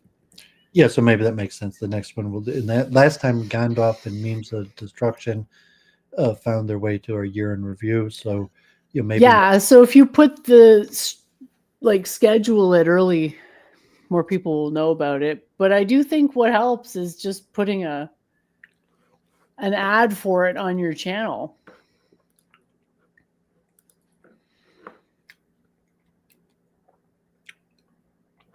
Well, okay, so we'll see you by year. A bientôt. And hopefully we'll schedule it sooner than later and try to line up some guests or something interesting. Yeah, as far as a day, let's see, for Sunday at the end of because definitely not going to be a good idea to do it on New Year's. So I guess it would be the 28th. Yeah, Sunday the 28th looks like the... Mark your calendars. Yeah, or we could do it the 4th, but I mean the 28th was probably a good day because it'll be... Oh yeah, that's a good idea. We can have like a day and then a backup day. I mean 28th should be fine. So like we can just say for now it'll be the last Sunday of the month or the first Sunday of the following month. Yeah, I think the 28th for me should be fine. That's probably preferable. Yeah, it's right in the middle of Christmas and New Year's, and yeah, because I don't know when Hanukkah is, but yeah, it's after Hanukkah and school's out, so I'll almost certainly be able to make it. And yeah, it was nice to see you too, Lambie. Thanks for joining. We're I love this personally. I'm looking forward to getting back on the horse, as it were. The horse of intellectual elitism. Haha. Yeah, I get more. I mean, due to the state of Judaism or the war, I get more scared of putting myself out there.